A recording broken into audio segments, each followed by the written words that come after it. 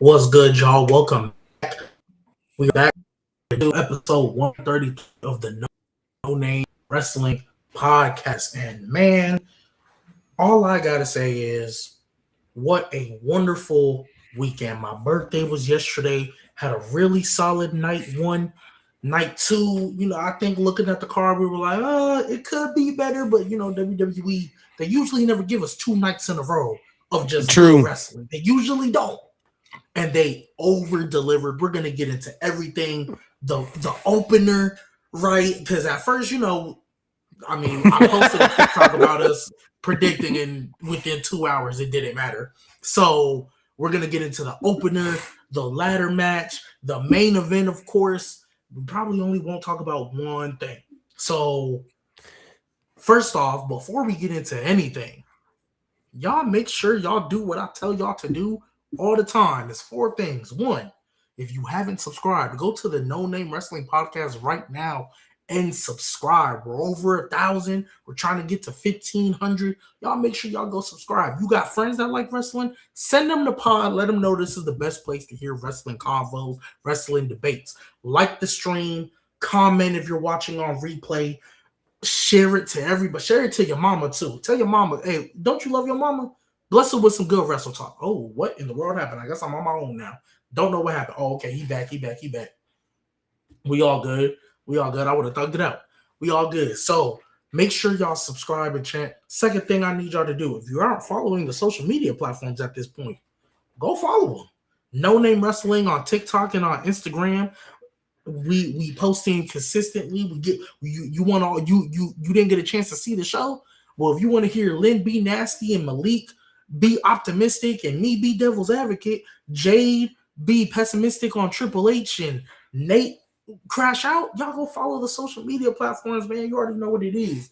Third thing I need y'all to do, if you want to be a member and you want to be a vacant, go be a member with No Name, man. Go to No Name Wrestling Podcast. Go sign up to be a member. And the fourth and definitely most important thing to do is be a G-Maniac. Y'all see the number, 1-800-G-Maniac. I promise you I didn't kick him off the screen for that.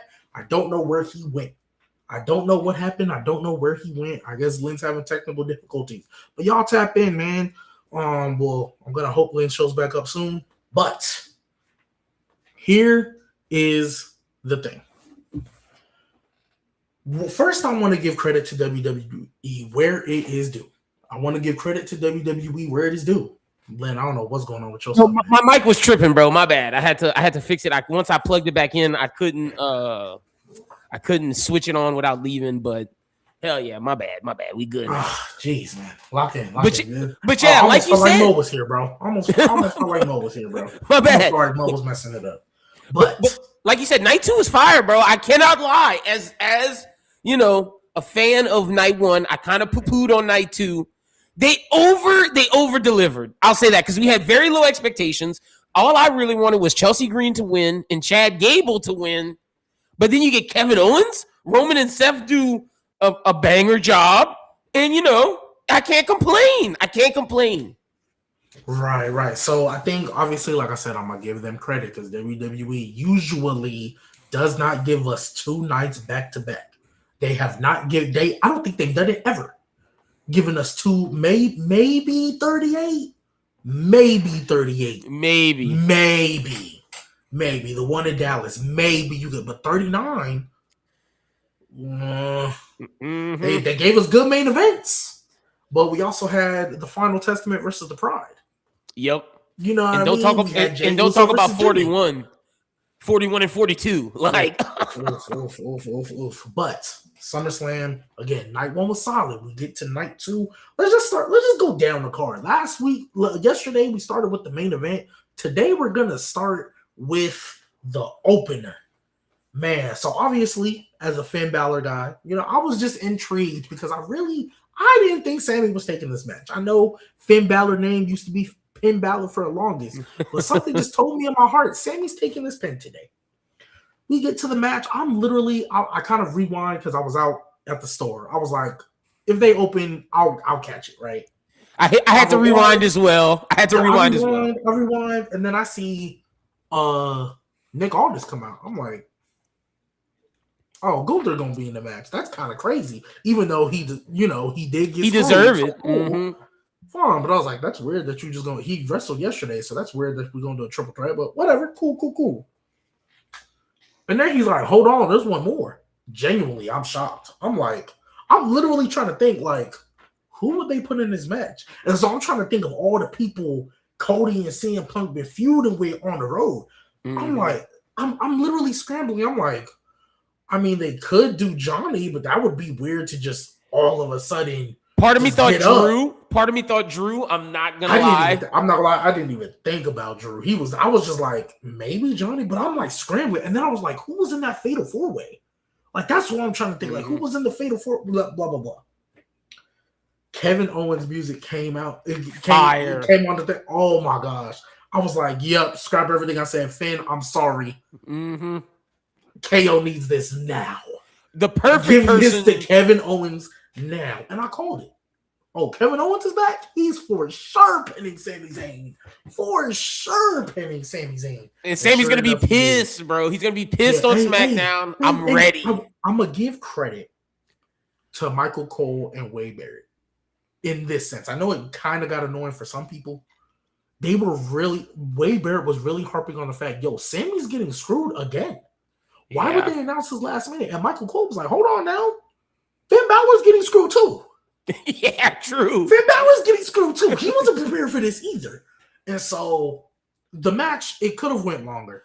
And we'll get on to the match links because it's a rehashing point, but we're going to get to that. We're going to get to that afterwards. But main thing, Kevin Owens, number one contender. Immediately give CM Punk a legit threat.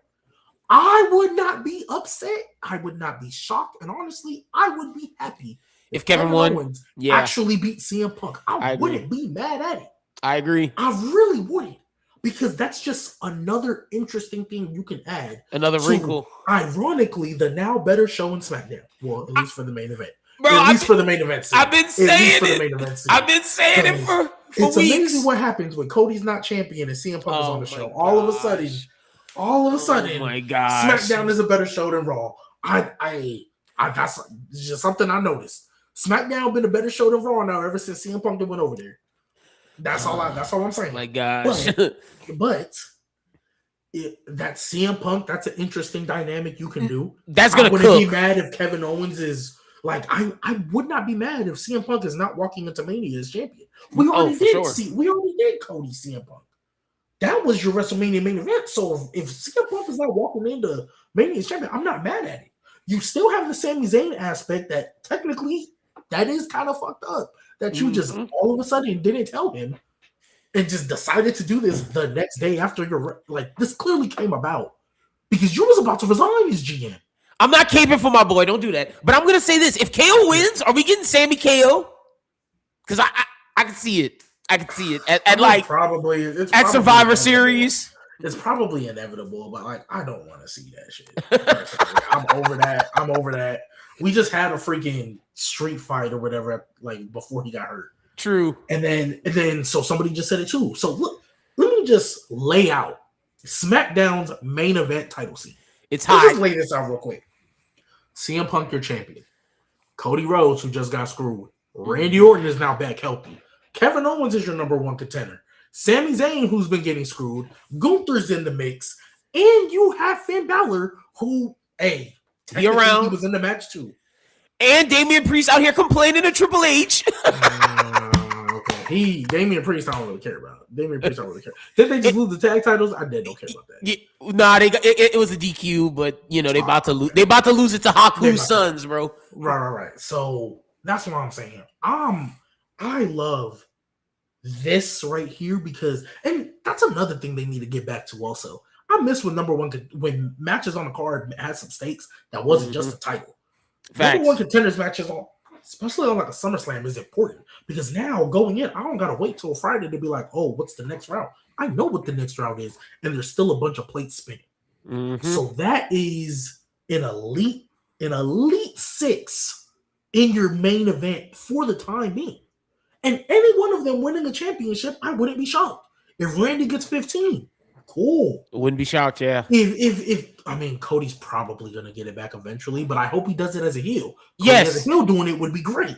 Yes. CM Punk is your champion right now. There's still a lot of legs in that run. Sami Zayn is in the mix. Finn Balor's there, and now Kevin Owens, who honestly should get most people would agree should probably be the one to get it off of Punk. I agree. So I love this opener because it has now literally established your main event scene for the foreseeable. What are we in August? And we got to get to April. So for the next 8 months, this is your main event scene. And you're going to sprinkle in the little Damian Priest hears or maybe even a voice keys there. Or when Drew gets back.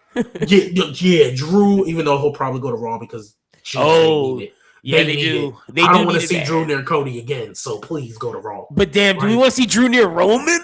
It's been a long time. I can do it. I can live with it. It's been a while. Cody and Drew was just on my screen.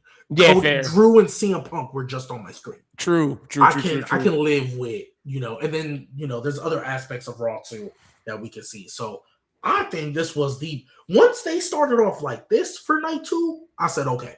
Yeah, we cooking. Night 2 finna bang. Night 2 finna hoop. 100%. So what are your thoughts, man?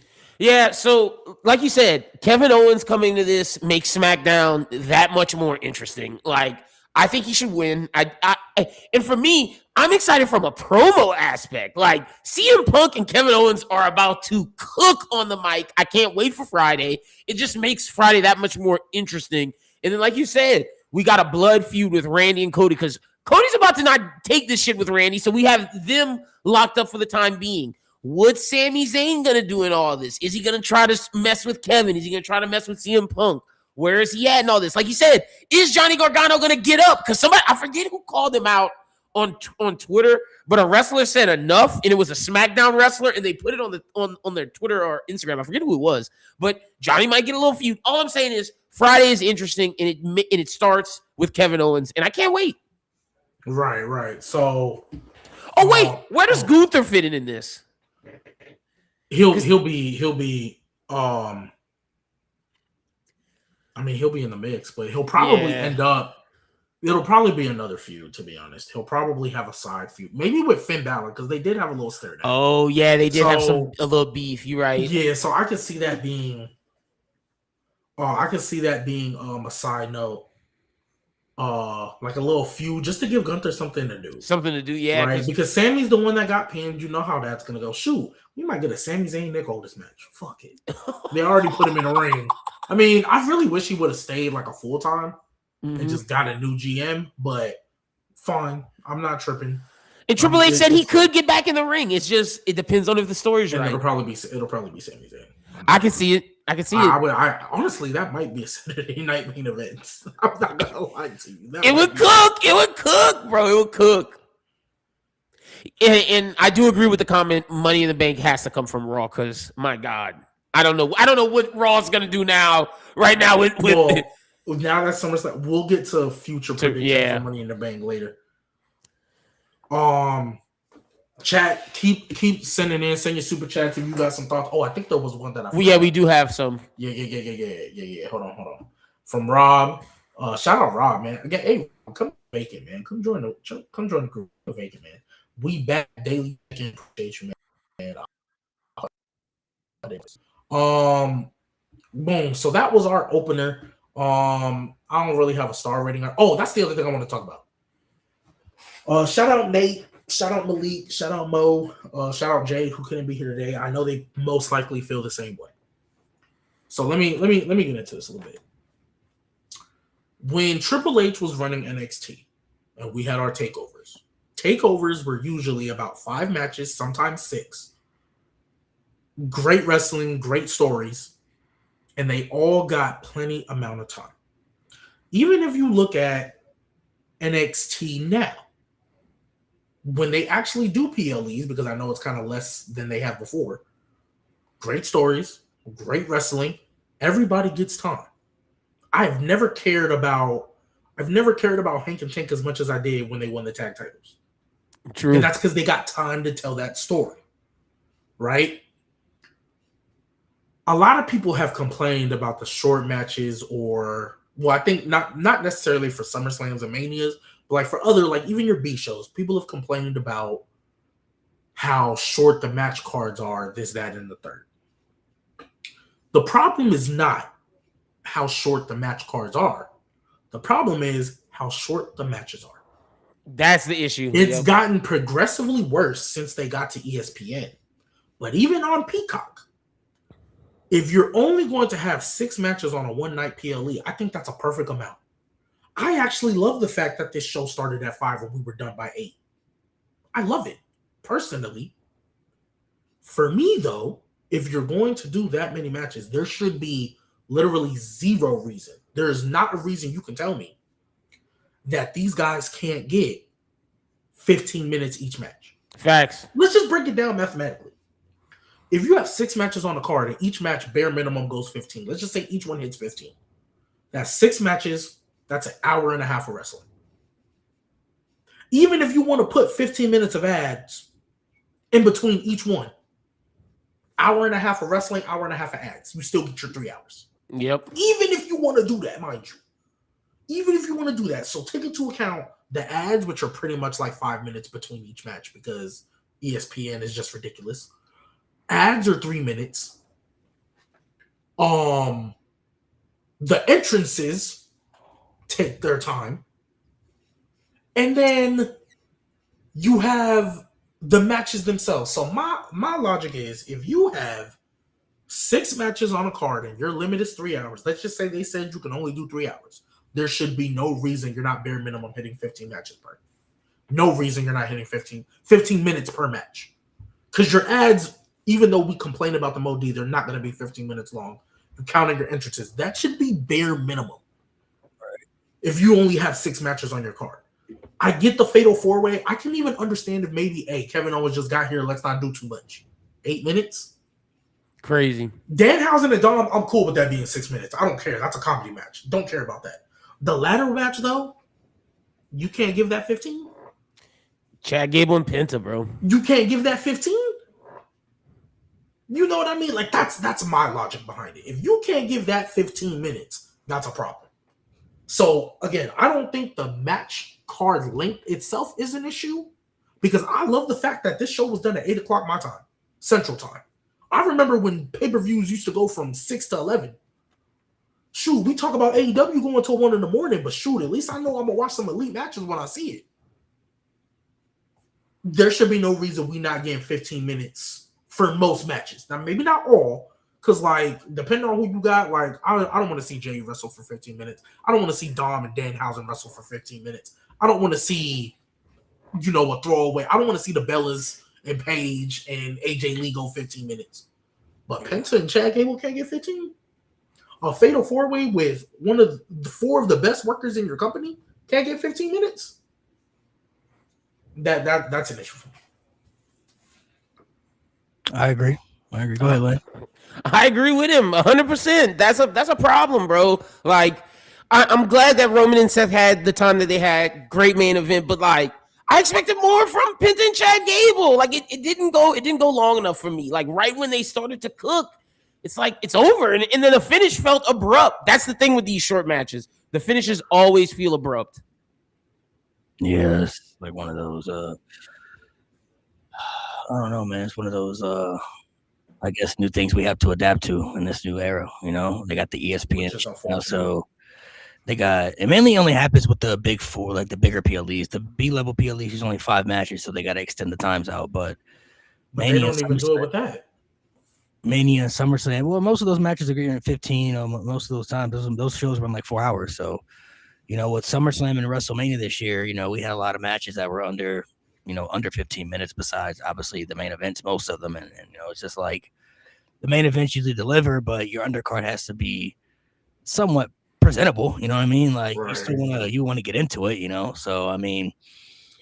It's something that I haven't fully accepted yet, but it kind of tells me that that's kind of the direction that we're headed into. It's going to be ads, no promo packages before matches, besides the main event, obviously. And then the main events are going to have the longest time, with like, Roman, Seth, Cody Punk, even though Cody Punk wasn't the main event last night, that was almost 30 minutes, so, those type of superstars are probably going to get that type of time, so it's like, that's fine. It's not an issue, but it's like, I do feel there are certain things that could have went on a little longer. I wish there were certain matches that could have had more time for me.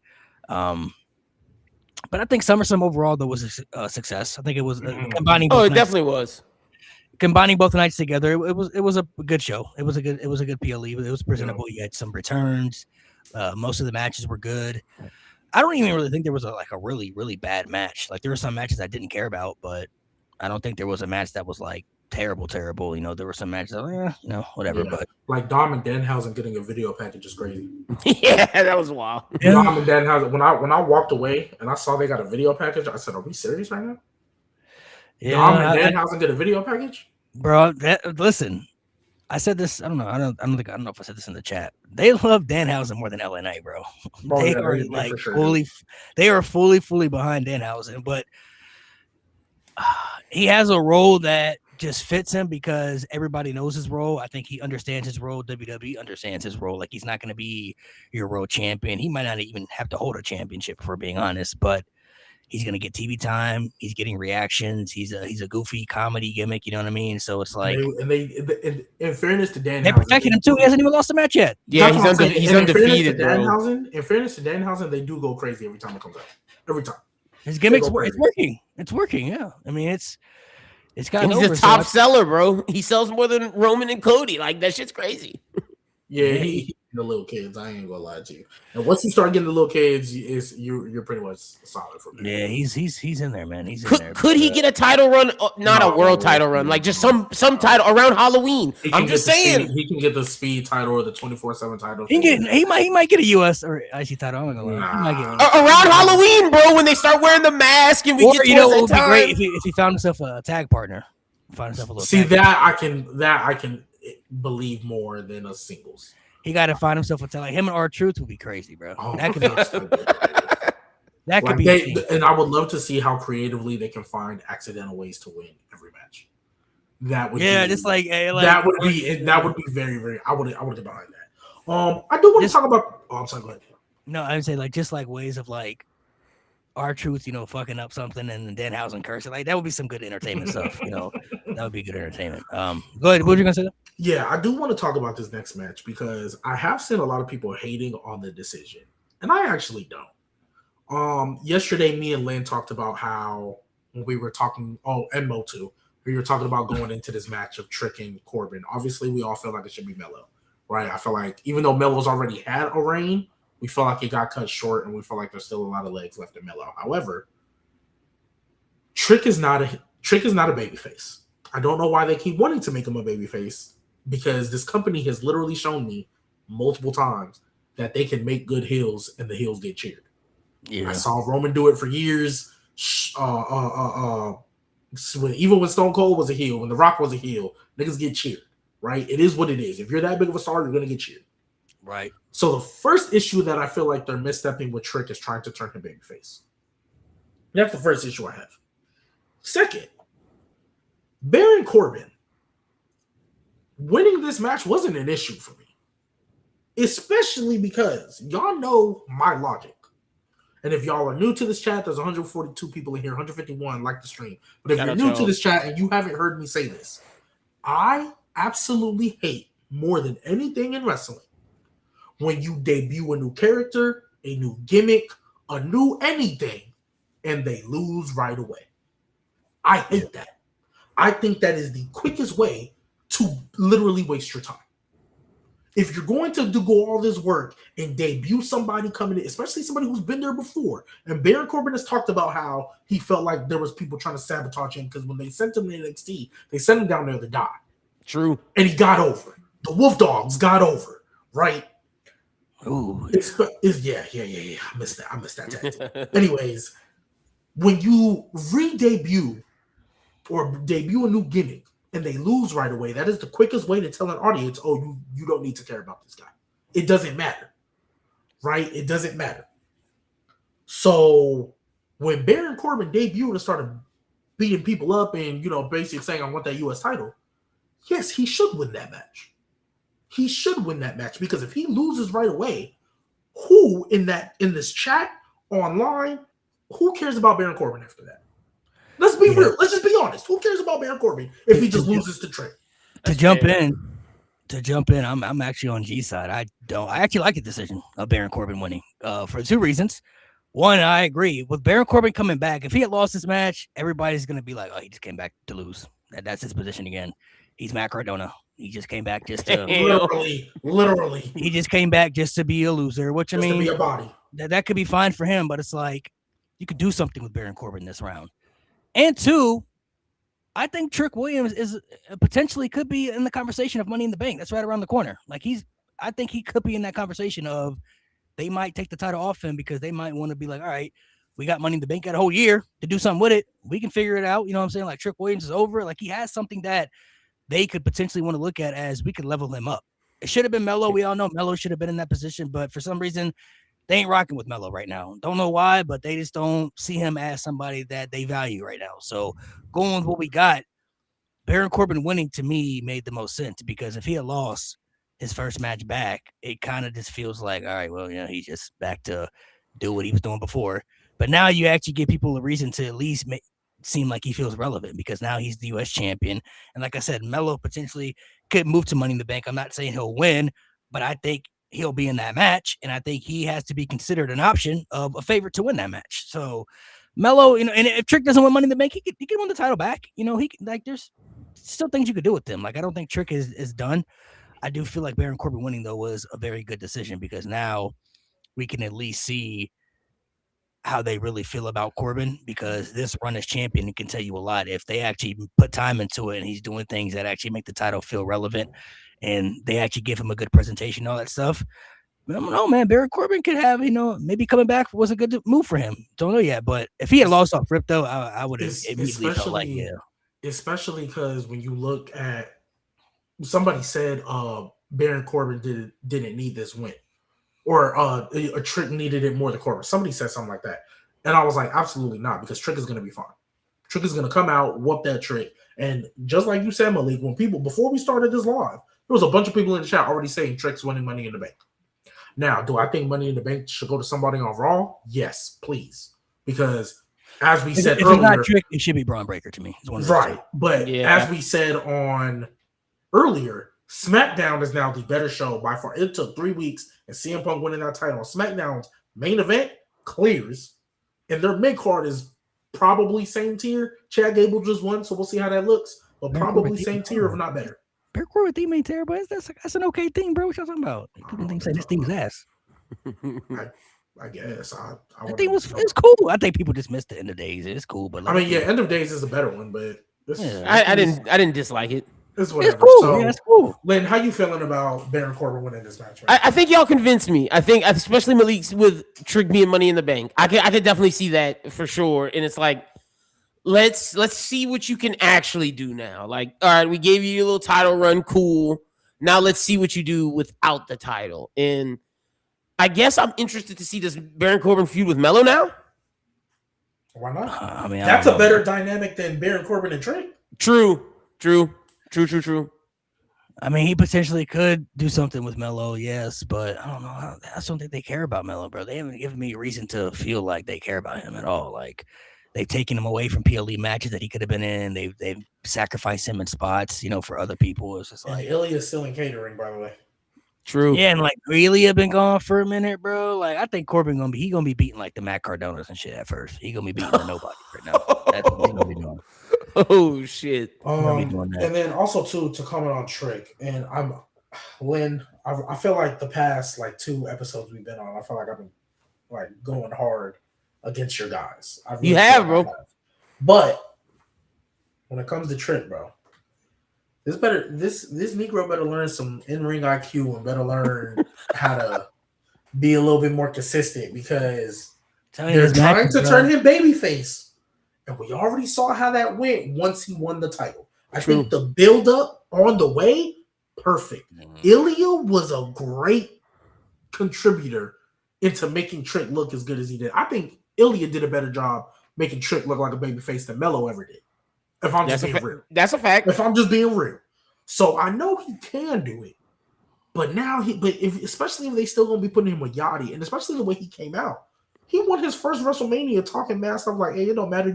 You're Mr. Can't get the job done. Same That's who he is. That's Yeah. Trick and A.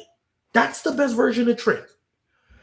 The I best definitely version of Trick is not going to wow you once the bell rings. I definitely So don't want I him to hope be he a wins baby Money in the face. Bank. I hope he wins Money in the Bank, and I hope he stays a heel. But I'm going to be real with you, Lynn, because you tried to tell me, Malik, and I think Nate, who was on the show as well, you tried to tell us that Trick was right up under Oba. Brother. Face, bro. He's still not even under Braun. He's under Braun still for me, bro. He under Braun. I'm not gonna lie. I don't know if look. I'm not gonna disrespect Trick too much, but I'm gonna just be real, bro. I think he has a chance. I think if they give him Money in the Bank, it's not a bad decision because you can hold it for a year. We just got through talking about how SmackDown's main event scene. Nobody needs to hold that title for long. Malik, I know you weren't here, but that main event scene is stacked now. If Kevin Owens wins it off of Punk at Saturday Night's Main Event or Money in the Bank, no issue. Randy's still there. If he wins it, no issue. Cody, we went through all that. If Trick sneaks away a little win because of Money in the Bank, that's great. I'm going to tell you right now, though, that there's a very high chance, though, that Money in the Bank can ruin him, bro. And let me tell you why. It could. If they don't handle it correctly, precise timing, and if he doesn't start being better in the ring, because if you're the main event or the world champion, they're going to expect you to put 20-minute matches on. They're going to expect you to be intriguing, and I ain't seen Trick have a good match yet. that made me care. There's not been a single PLE match Trick has been on where I cared. As long as he won. WrestleMania, I just cared that he won. But there hasn't been one that I cared yet. And they're even watering down the mellow Trick feud that we were supposed to get. That I thought there was no way they can mess this up on the main roster. So I hope your boy figure it out because yeah. Let's he gotta swim. He gotta swim, bro. They're giving him if they give him these opportunities, he's gotta swim. But I don't want to see him as a babyface. I really don't, like, at all. Let's talk about two things, and then there's something else I want to talk about that happened from last night because I wasn't here. We'll talk Chelsea Green becoming a women's champion. I fully can't get into it only because it's the interim championship, bro. And when I hear that, it just makes me feel like she's just the placeholder champion until Rhea comes back. Now, if she beats Rhea when she comes back and they do that, then I'm all for it. Then I'm like, all right, I'm behind this. But Chelsea Green has been one of the best pure talents they've had in that women's division, and she deserves this and much more. But the interim champion isn't a real champion. You're the placeholder champion until the actual champion the company wants to come back and be the champion. And when Rhea comes back, I just don't see Chelsea beating Rhea. I guess you could say this counts as an accolade for Chelsea Green, but I feel like she deserves more than interim. Chelsea Green should be the legit 100% champion. Like, there shouldn't be an interim attached to it. She should be the champion that they're going to use, even if it's not long term. Like, she should be the champion they're going to use to push in the division. But for me, the reason I can't get into it because it doesn't feel authentic, and I feel like I know the timeline of the end. She's just champion until one person comes back, and when that person comes back, we're taking it back from you. That's literally how I feel, which is making me feel like I can't fully get into it because it just feels like a happy accident, which sometimes it happens in professional wrestling, but this was a happy accident that happened for you. We're going to give you the interim championship, and then when Rhea comes back, we're taking that bitch from you immediately. That's really how this feels. I hope, and I really hope, that they'll have the guts to have Chelsea actually beat Rhea via roll-up or something, but WWE sticks with the same top stars in this modern era. It's Cody, it's Roman, it's CM Punk, it's Rhea, it's, Bianca when she comes back, it's Becky, and, you could throw even Jade in there now because she's been featured a lot and stuff. It's like, it's the same interchangeable people they have as their top champions that they want to be their top champions. Chelsea Green doesn't have to be one of their top, priorities, you could say, but I feel like she deserves more than an interim reign just to hold it for somebody else who's coming back that they're going to want to be the champion. And there's nothing wrong with Rhea Ripley, but this doesn't help her case of people looking at her, of the favoritism being played and people getting sick and tired of her being in that spot. It's like Rhea's going to get pushed no matter what. She's one of the top stars in the company. Like, there isn't many people you can name that are over her as far as popularity, right? Like, she's earned that spot. But Chelsea Green has earned something like this, and I would want to see more out of this than an interim reign where it's just like, oh, she just got this moment just to be the interim champion, and then she had to give it up because Rhea came back, and it just So really felt like the here nigga damn. So can I be a little bit devil's advocate? And I'm gonna bring up 2 examples, even though it's a little bit different. I'm gonna bring up 2 examples. Yes, because they stripped Rhea of the title before, I feel like we could have done it here as well. I mean, they did it. And when Liv and Rhea faced each other at SummerSlam, they gave Liv the win, right? I mean, granted, it was a good swerve. I think Dom and Rhea had ran its course, and I think it was the perfect time to have Dom really just go back to being true heel and stick with Liv. I thought that was perfectly fine. But they still picked Liv. They still chose Liv to win that match. Granted, they gave it to Rhea later, but nevertheless, I think that was the match. Like we say, we talk about caring about people. If Liv would have not won that match, true, Liv would not be in the position she's in now. She would not be taken. She would not have been taken serious, in my personal opinion, as she is now. You're not wrong. Now, when I look at the way this SummerSlam played out and what they've done as of late, what I'm hoping they do, and what I think they will do and probably try to trade credit for, the more I kind of look at this situation, the more I feel like the interim title was on purpose, or a pivot to now use it as part of it. Here's why I say that. Like I said, we brought up the Liv example of her winning. I look at Baron Corbin winning. I look at Raquel winning the Intercontinental Champion. Like, just, there's a lot of first happening right now. Well, Baron Corbin's a 2-time, but like, you know what I mean. There's a lot of first. There's a lot more bold decisions going on now, right? I think Sami Zayn winning was a bold decision. Malik, you talked about more of the unpredictability happening. I feel like they're getting there. I think when Rhea does come back, I think Chelsea is going to win. That'd be great. I'm confident she's going to win because if Rhea just comes back and wins, there's literally no division. And I mean that as like, who else do we want to see Rhea Ripley fight? Yeah, she beat Jade and that's all she was feuding with, but like, I don't want to see her versus Charlotte. I've seen that already. I don't want to see her versus Tiffany. I've seen that already. And the more so reason why I think they're going to stick with Chelsea is because I think Tiffany's going to turn heel. And I think the duo of Tiffany and Chelsea is going to be what carries this woman's storyline going forward. Now, if Rhea doesn't, let's just say Rhea don't come back till January. If Rhea gets it back at that point, cool. Chelsea would have had long enough reign. Tiffany would probably be the one to cost her. Right? Because Tiffany might eventually always have resentment that Chelsea pushed her off. You got people like Blake Monroe on the roster she could fight. You got people like Candice LeRae, who I think is going to get back in the ring because, I mean, Blake Monroe just attacked her.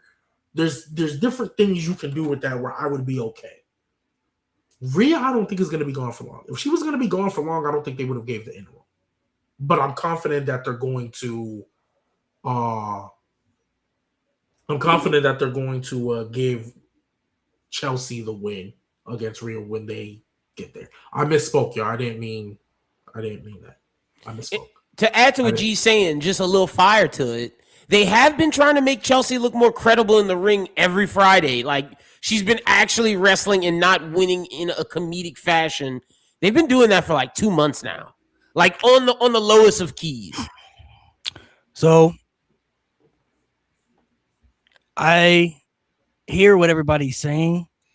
My only 2 things that I'm looking at is you brought up Liv before then. Liv had a different role that Chelsea didn't have. And sometimes we've seen in WWE, when you play your role very well, they don't want to take you out of that spot. Mm-hmm. You know, Chelsea Green is very good at putting others over. She's very good at being the comedic act. She's very good at playing the role that she's in, a.k.a. Dolph Ziggler. Dolph Ziggler, we all knew, could have been a lot more than what he was presented as for years in WWE, but he was very good at selling, very good at making others look good, which is what his role was for many, many years. They gave him a little success here and there, but they never fully committed to giving him the keys to the city because he had the role of making everybody else look good, and that is Chelsea Green in the women's division. And then number 2, you talk about Tiffany and Chelsea. I think they're going to win the tag titles. I think they're put together to have a run as champions, and I think that even more so now that Brie Bella is hurt because Nikki just came back from an injury. We all know that was bound to happen, but she got hurt. She was taken out WrestleMania. She just came back, but now Brie's hurt, and Brie could be gone for a minute. So now that has to be postponed even further.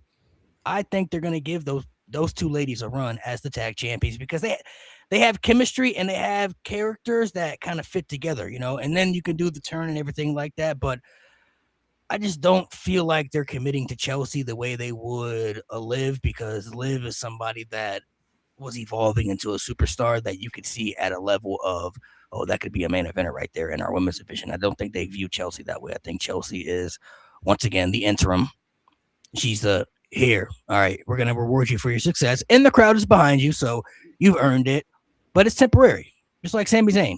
You've earned it. You reward you with it, but you ain't going to have it long. Now, Chelsea won't have it, that short. But whenever Rhea comes back, I fully feel like they're going to continue to go with Rhea as their champion, because if she never got hurt, there wouldn't even be an interim champion right now. She would still be the champion more than likely. That's a valid point. That is a very valid point. Yeah. And then to I can't argue that this is a here nigga damn. I can't argue that because it definitely feels that way. Like. I hope I'm wrong though. I do hope I'm wrong. And then one more thing we're gonna talk about real quick before I talk about what happened yesterday. You guys talk about Roman and Seth yet? No, we was starting from the top because. Oh yeah, we ain't got to talk about that. I don't care about the Danhausen shit and Chad. No. Well, yeah, we ain't got to talk about Danhausen. I was talking about we started with Kevin and Owens. Kevin Owens. Yeah. Okay, so we're gonna dive into Roman and Seth. Yeah, let's do that. 5 out of 5. Oh my gosh, that was a great match. Great storytelling. Definitely the best match these two have had together. I thought it was a perfect. Yeah, for sure. A perfect build, a perfect start, a great ending. I love the Shield tribute at the end as well. In a perfect world, it would have been really cool to see like Mox a part of that somehow, like in a perfect crazy wrestling scenario world. But obviously that's not logically a thing because he's an AEW. But that was really good, man. That was a very, very good match. Even though I knew who was going to win the whole time, a lot of people, convinced themselves that Seth was going to win. There was never a doubt in my mind that Roman Reigns was winning this match. Never. The whole story was built for Roman to finally overcome that obsession and beat his kryptonite, who is Seth Rollins, and close that chapter. And that's happened. And I think that's a good chapter to close. Obviously, you can never say never in wrestling, so I'm not going to say they'll never fight again because it's wrestling, so they always revisit history. They'll probably be in the same ring together again at some point. But I feel like that ending was very, very cinematic, and I know that's kind of Roman Reigns' thing, but for Roman to have the chair and to see that he had the shot, but finally mentally be like, you know what? No, I'm letting it go. It's over with now. And then he finally said, me and you one-on-one, we're going to end it. And then for him to beat Seth and then to put the fist out himself and say, we good. You know what I'm saying? Like, I'm number one. You number two. That's how it's always been. That's how it's always going to be. But they still got that bond of the Shield, like the embracement of what the Shield was, man. I thought that was really, really cool.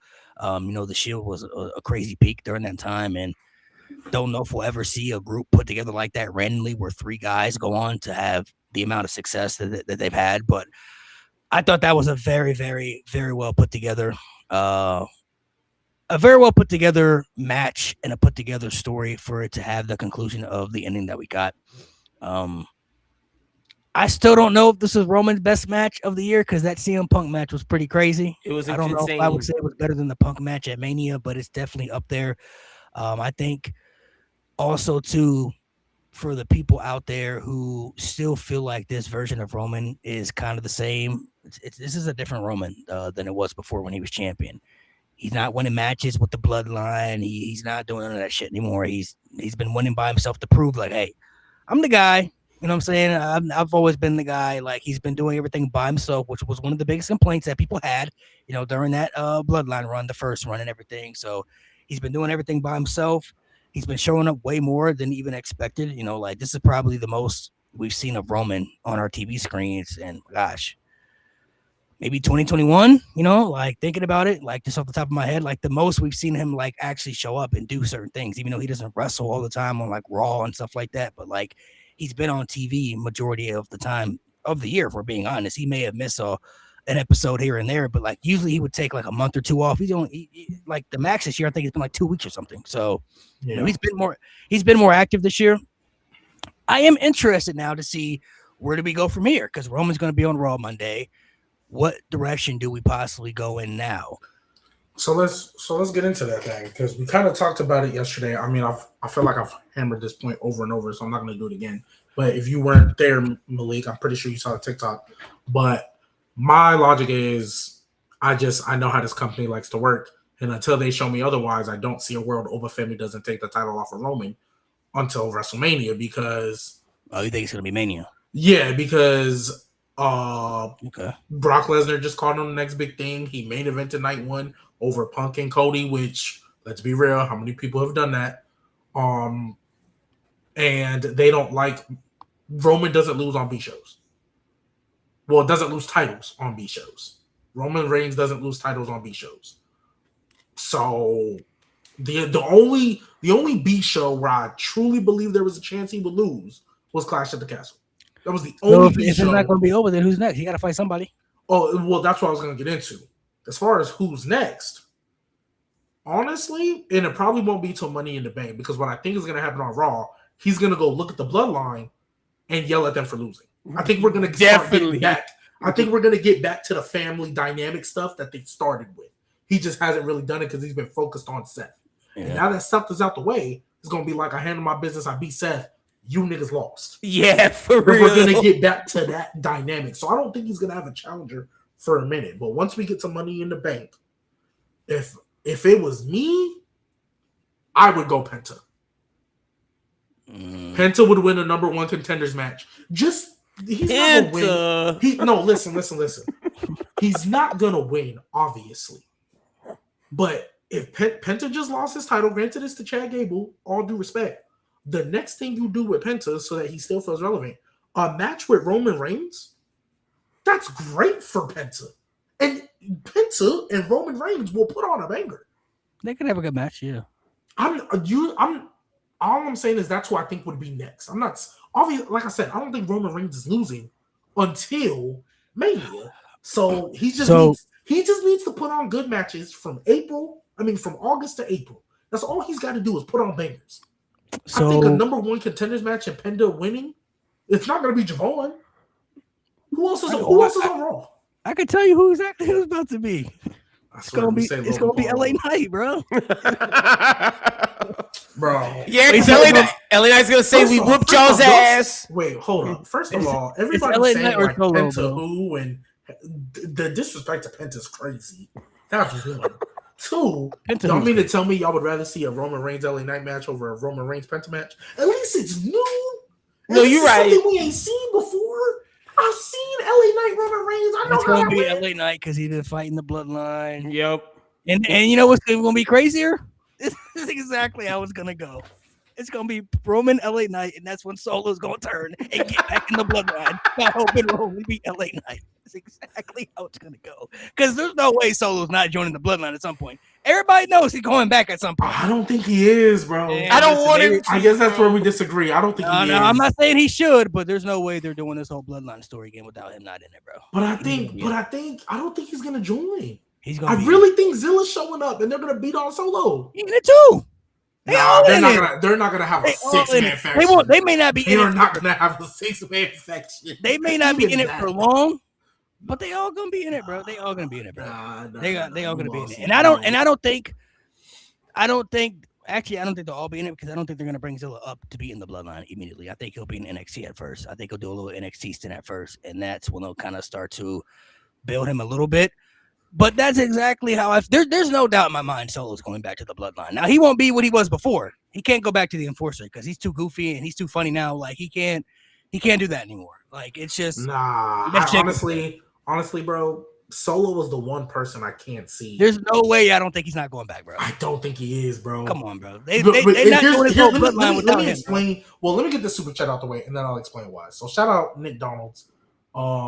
CM Punk fans are annoying. Roman versus Seth was better match than Cody versus Punk. Oh, the Cody versus Punk? Absolutely. I don't think people are saying that. I think people are saying Roman versus Punk is better than Roman versus Seth. Yeah. I think that's what it is. So, yeah, I think is a better debate. But Cody versus Punk night one, no. Cody versus Punk night one was good though. It was good, but it wasn't. Yeah, it it wasn't was a good this. match. So here's why Come on, I bro. He's don't going think, back, bro. bro. They're- Here's why I They're not don't doing think he's this whole going back to the bloodline bloodline. story. They're No. not retelling this whole story without him. So I want you to look at it in this sense, and this is why.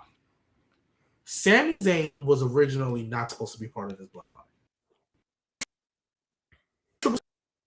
For him to be as crucial to the bloodline was. Right. But then they saw how it was doing, they saw the reaction, so they just ran with it.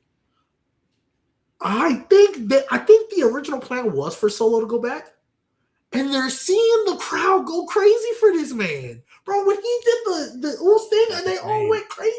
Bro, I The don't pew think pew he's pew going back pew is when he anymore, sold me, bro. Bro, When he bro, went- bro, bro, bro. Bro, I don't think he's going back. You want me to tell you why it's I not the really same? You want me to tell you why it's not the same as Sammy? Because Sammy's not real blood. He's not related to these niggas for real. Solo was in the family. He can't escape that. don't. Bro, He's bro, always if gonna be there's in the ever, family. bro. But And I know Solo has getting the over it and everything. opportunity. The little pew pew and everything. Like he's funny. Like he's more funny than his brothers. I think He got more really personality than is, Jimmy, bro. Than Jay. Like he got more personality than all those guys. But they're not. I don't see them changing plans because I think the bloodline stuff that's like layers of planned out shit. Like this is where we're going. These are the directions we're going in. But I think they've pivoted now. I don't think Solo was supposed to get this over. I think, you know what I think the original plan was? I think the original plan was for Solo to turn on everybody at SummerSlam. At SummerSlam, yeah, for I sure. think that was the original plan. And then they said, don't oh, think it wait, would've hold been on. It's been too soon. Too obvious. No, it would have been fine. They made it through 2 pay-per-views with this shit. Too soon, too obvious. They're gonna make Solo. They're gonna make us wait. Nah. That's what they love to do. They love that long not term with this. stuff. No. I mean, look, They love if it that happens- long term stuff.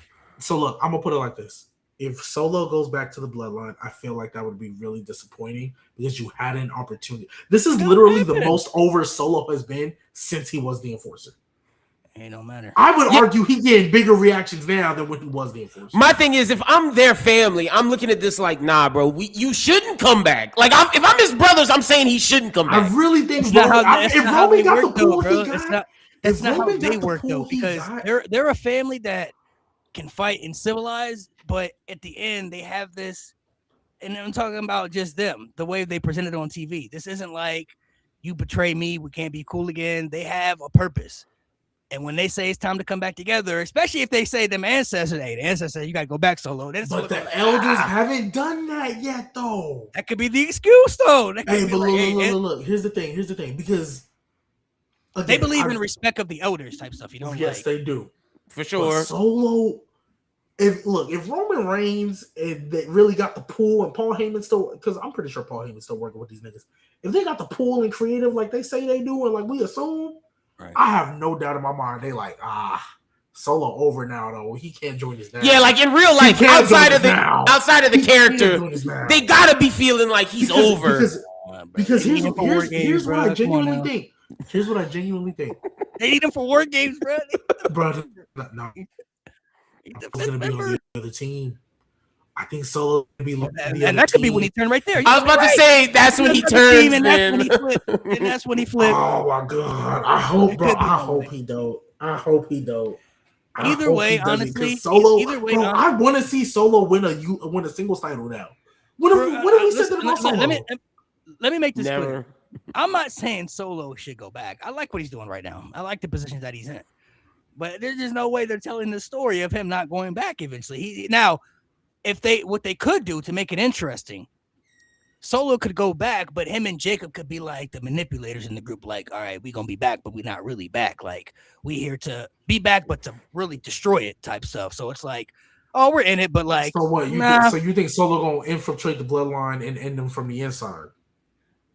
That's what they could do. Him and Jacob, because Jacob, like Jacob was kind of forced to be in it. You know what I mean? It was kind of like he really didn't want to be in it, but he lost. He man of his word. All right, you beat me. I'm in my word. I respect the ancestors, the elder. I respect our culture, our family. I'm in it. But Solo and Jacob are kind of like in the same. Like the Usos are the same. Like those are Roman's really day ones right there. Like they grew up together. Like they're around the same age. Like those are really his day ones. Solo got an age gap between those guys, so he didn't really grow up around them like that. There's almost like a 10-year age gap. Jacob wasn't around them because he's from the hood. He was in different environments and stuff. So, he always talked about how, Solo was the one that called him. Solo was the one that brought him into the family. So like those two are intertwined. So if they wanted to do something like that, they could have Solo join, but it's like he's really in it to destroy it type stuff. So him and Jacob could have this master plan, and if you want to bring Zilla involved too, whatever, like there's different dynamics for that. I see different dynamics of that potentially could happening, but I don't see any world where Solo's not going back. Like if LA Knight's fighting Roman for the title, I could see a scenario where Solo prevents that from happening. If they do War Games, I could definitely see where Solo is like, all right, it's time to go back. Like it's time to go back. Like it's in the family, bro. They always go back. If there's one guy who should have never went back, it's Jey Uso. Jey Uso should have never went back to the bloodline after what he went through. He went through the most. He went through more torture than anybody in that family. Roman Reigns was putting him through misery, bro. He was disrespecting him in every way possible. But when Roman said it's time to get the family back together, what's the first thing Jey was doing out there? Yeah, he was. He lost that title and said, I got to go back. Throwing up the one, bro. First thing he did was, all right, Roman, yep, we got to get it back together, man. Like, come on, bro. Like, he never even apologized to when they got their back together for War Games. I just rock with Mr. Solo Dolo, bro. I really like it. I like it too. I think they caught lightning in the bottle that they weren't prepared for. And I get WWE is stubborn, but when it comes to bloodline stuff, ironically enough, with your point, Malik, I feel like they're also willing to adapt, adjust, and pivot when it comes to bloodline stuff. That's why Sammy got his run. I mean, shoot. I think Solo being as over as he is as a babyface, I would hate for them to end that so soon, and I don't think they should. Bro, Solo might be the most charismatic Samoan since The Rock. And I know that's crazy to say, but like he's over, bro. He's charismatic right now. To go back to backtrack a little bit, what I would do, me personally, that's not what I would do. I wouldn't want to see that. I would just do. Honestly, I personally don't feel like that should happen. What I would do though, if I'm doing it, I'm doing Roman Oba, and I'm putting the title on Oba as soon as possible. Yes. I'm not waiting for WrestleMania. I don't feel like we have to wait for WrestleMania. I'm doing it at Money in the Bank, Survivor Series, one of them shows. Like that gives it more shock factor too, where like Roman Reigns has lost on a show that wasn't SummerSlam or WrestleMania, and you still get the same feel because Oba Femi, after what Brock Lesnar did, he a made man, bro. Facts. That's a made superstar right there. Brock Lesnar put him over in the biggest way possible. Oba Femi's made right there, and there's nowhere for him to possibly go now other than Roman Reigns. And I just don't see how you can stretch that out all the way for Mania. Like, you stretched the Brock feud out for Mania to SummerSlam, right? You gave that time. I mean, they stretched Cody out, the Cody rematch, a whole year. Yeah, a whole year, but Oba still got King of the Ring under his belt. That's what I kept saying to okay, so what is G? Let me ask you this, G, just to what you said yesterday, because Malik brought up what I brought up about the King of the Ring thing. And you said the bloodline shenanigans. Well, Roman's not doing bloodline shenanigans anymore. So it's like, I don't know how you stretch that. You're right. That's why, that's why one. If Oba just lose to Roman the first time, just clean, you've literally undone everything you just did in the past. Facts. Granted, it's Roman Reigns, I get it, but Oba, bro. We talking about Oba. If you just physically watching what Oba did to Brock Lesnar at WrestleMania is believable. Yep. You losing to Roman Reigns clean, because even Brock jumped him and gave Oba a low blow when he won. You losing a Roman clean? If Roman beats Oba, Roman should just go on another 4-year run. Because who else is gonna beat this nigga?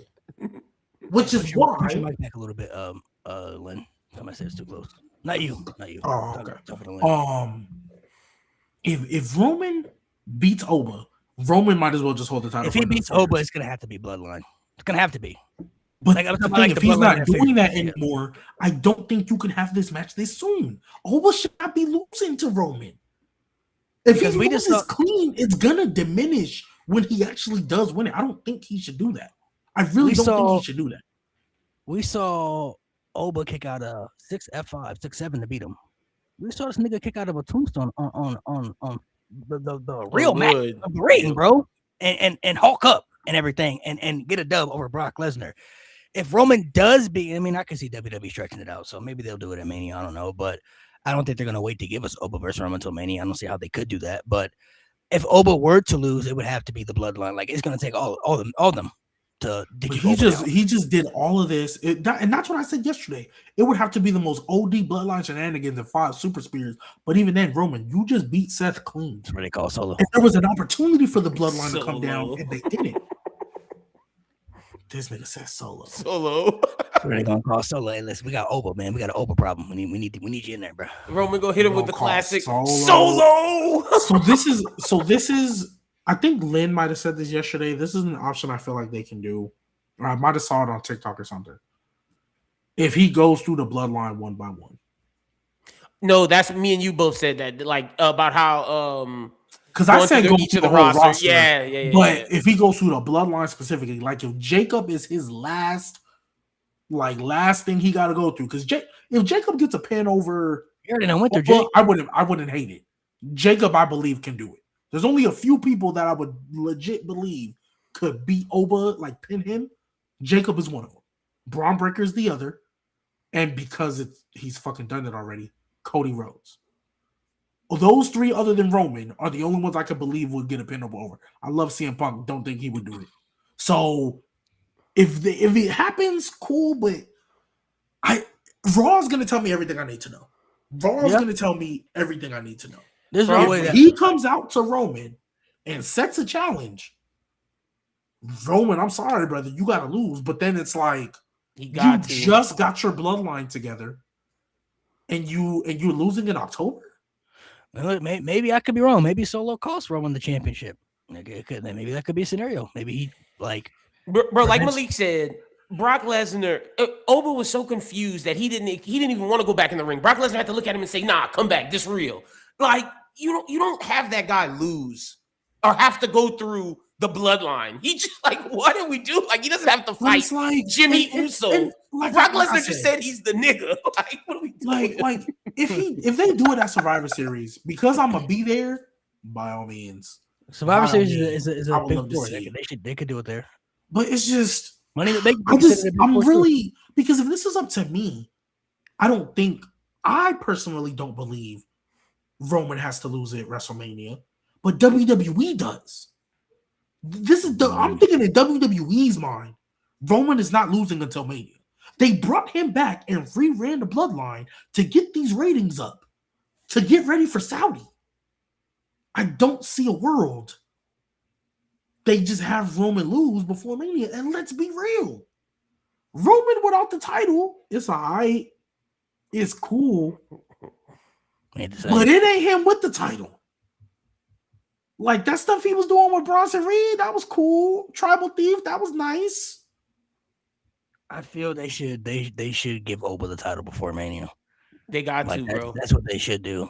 Because I still am looking at it. You give Oba the title, it gives more shock factor. It brings a difference to the whole WWE at its core, honestly.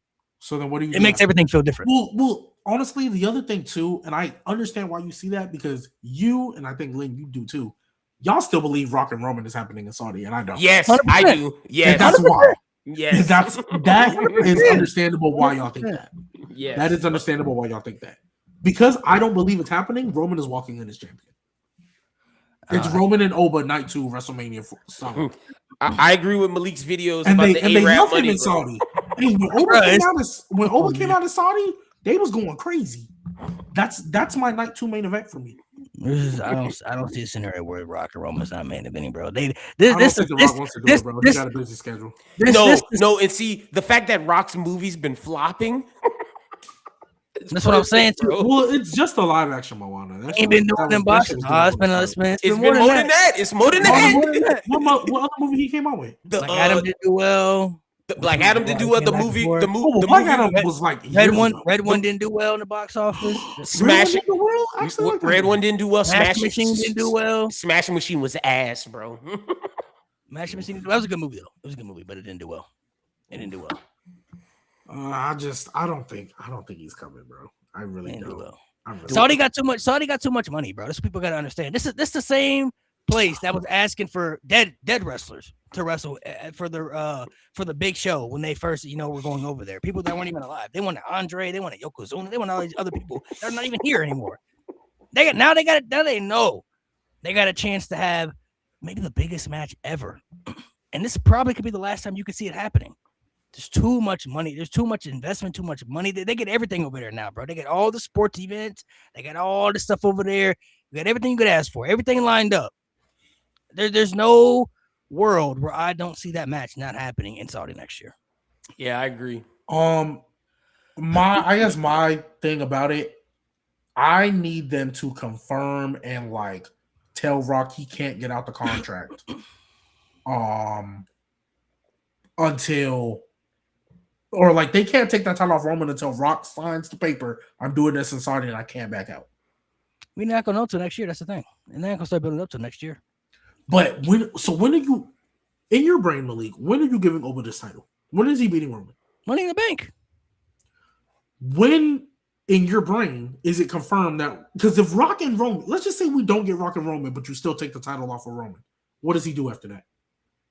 Well, if Roman doesn't win, if we're hypothetically not getting Rock versus Roman, then you probably should wait for Oba and Roman for WrestleMania the next year. No, but you said they're not going to start building until next year. So let's just say they decide they're going to go on faith and they take the title off of Roman at Money in the Bank, and Rock says, "I'm not doing it." Then what? Oh, then they'll probably run back Oba and Roman again, or they'll do Roman versus somebody else that he hasn't fought yet, maybe. Braun Breaker, like be one of those guys. It'll have to be one of those guys. It's going to have to be one of those guys. He already done fought other big guys. He done fought CM Punk. He done fought Seth, Cody, or Roman Cody. That could be another option there. They could run that back for the third time, so that could be the option. With Cody as the champion? Yeah, man, I didn't even have to be for a title. Y'all talking about this Cody heel turn. Maybe they do some shit like that. You're doing Roman Cody 3. I'm sorry. I'm usually not in the mindset of you have to have the title. But if you're doing Roman Cody 3, I don't care unless it's for a title. I don't care. They don't have a history like Seth and Roman where I would care if he didn't have the title. Or like Randy Cody. But they can make it about or like a Randy Cody. If they can make it about again. They could easily make it about that though, because they're 1-1. And their debate is really the Roman and Seth feud. That's really Roman and Cody. Who's really top guy? Because Seth was never top guy. Seth was never number one like Cody was. Cody was number one. They really have real life beef too. That could be the real question. Like I know they told the story with Roman and Seth, but that was because Seth had always got the one up on Roman. But we always knew Seth wasn't number one. Maybe you could debate back in them earlier days when Roman was big dog that Seth could have been above him. So if you want to debate during that time, sure. But once Roman took off his tribal chief, leaps and bounds. Like the only other person that was close to that was Cody. That's the real feud right there. Like you don't have to have a title to tell that feud. Who's really number one? Because ever since Roman won the title at Mania, I asked y'all the question the night after Mania.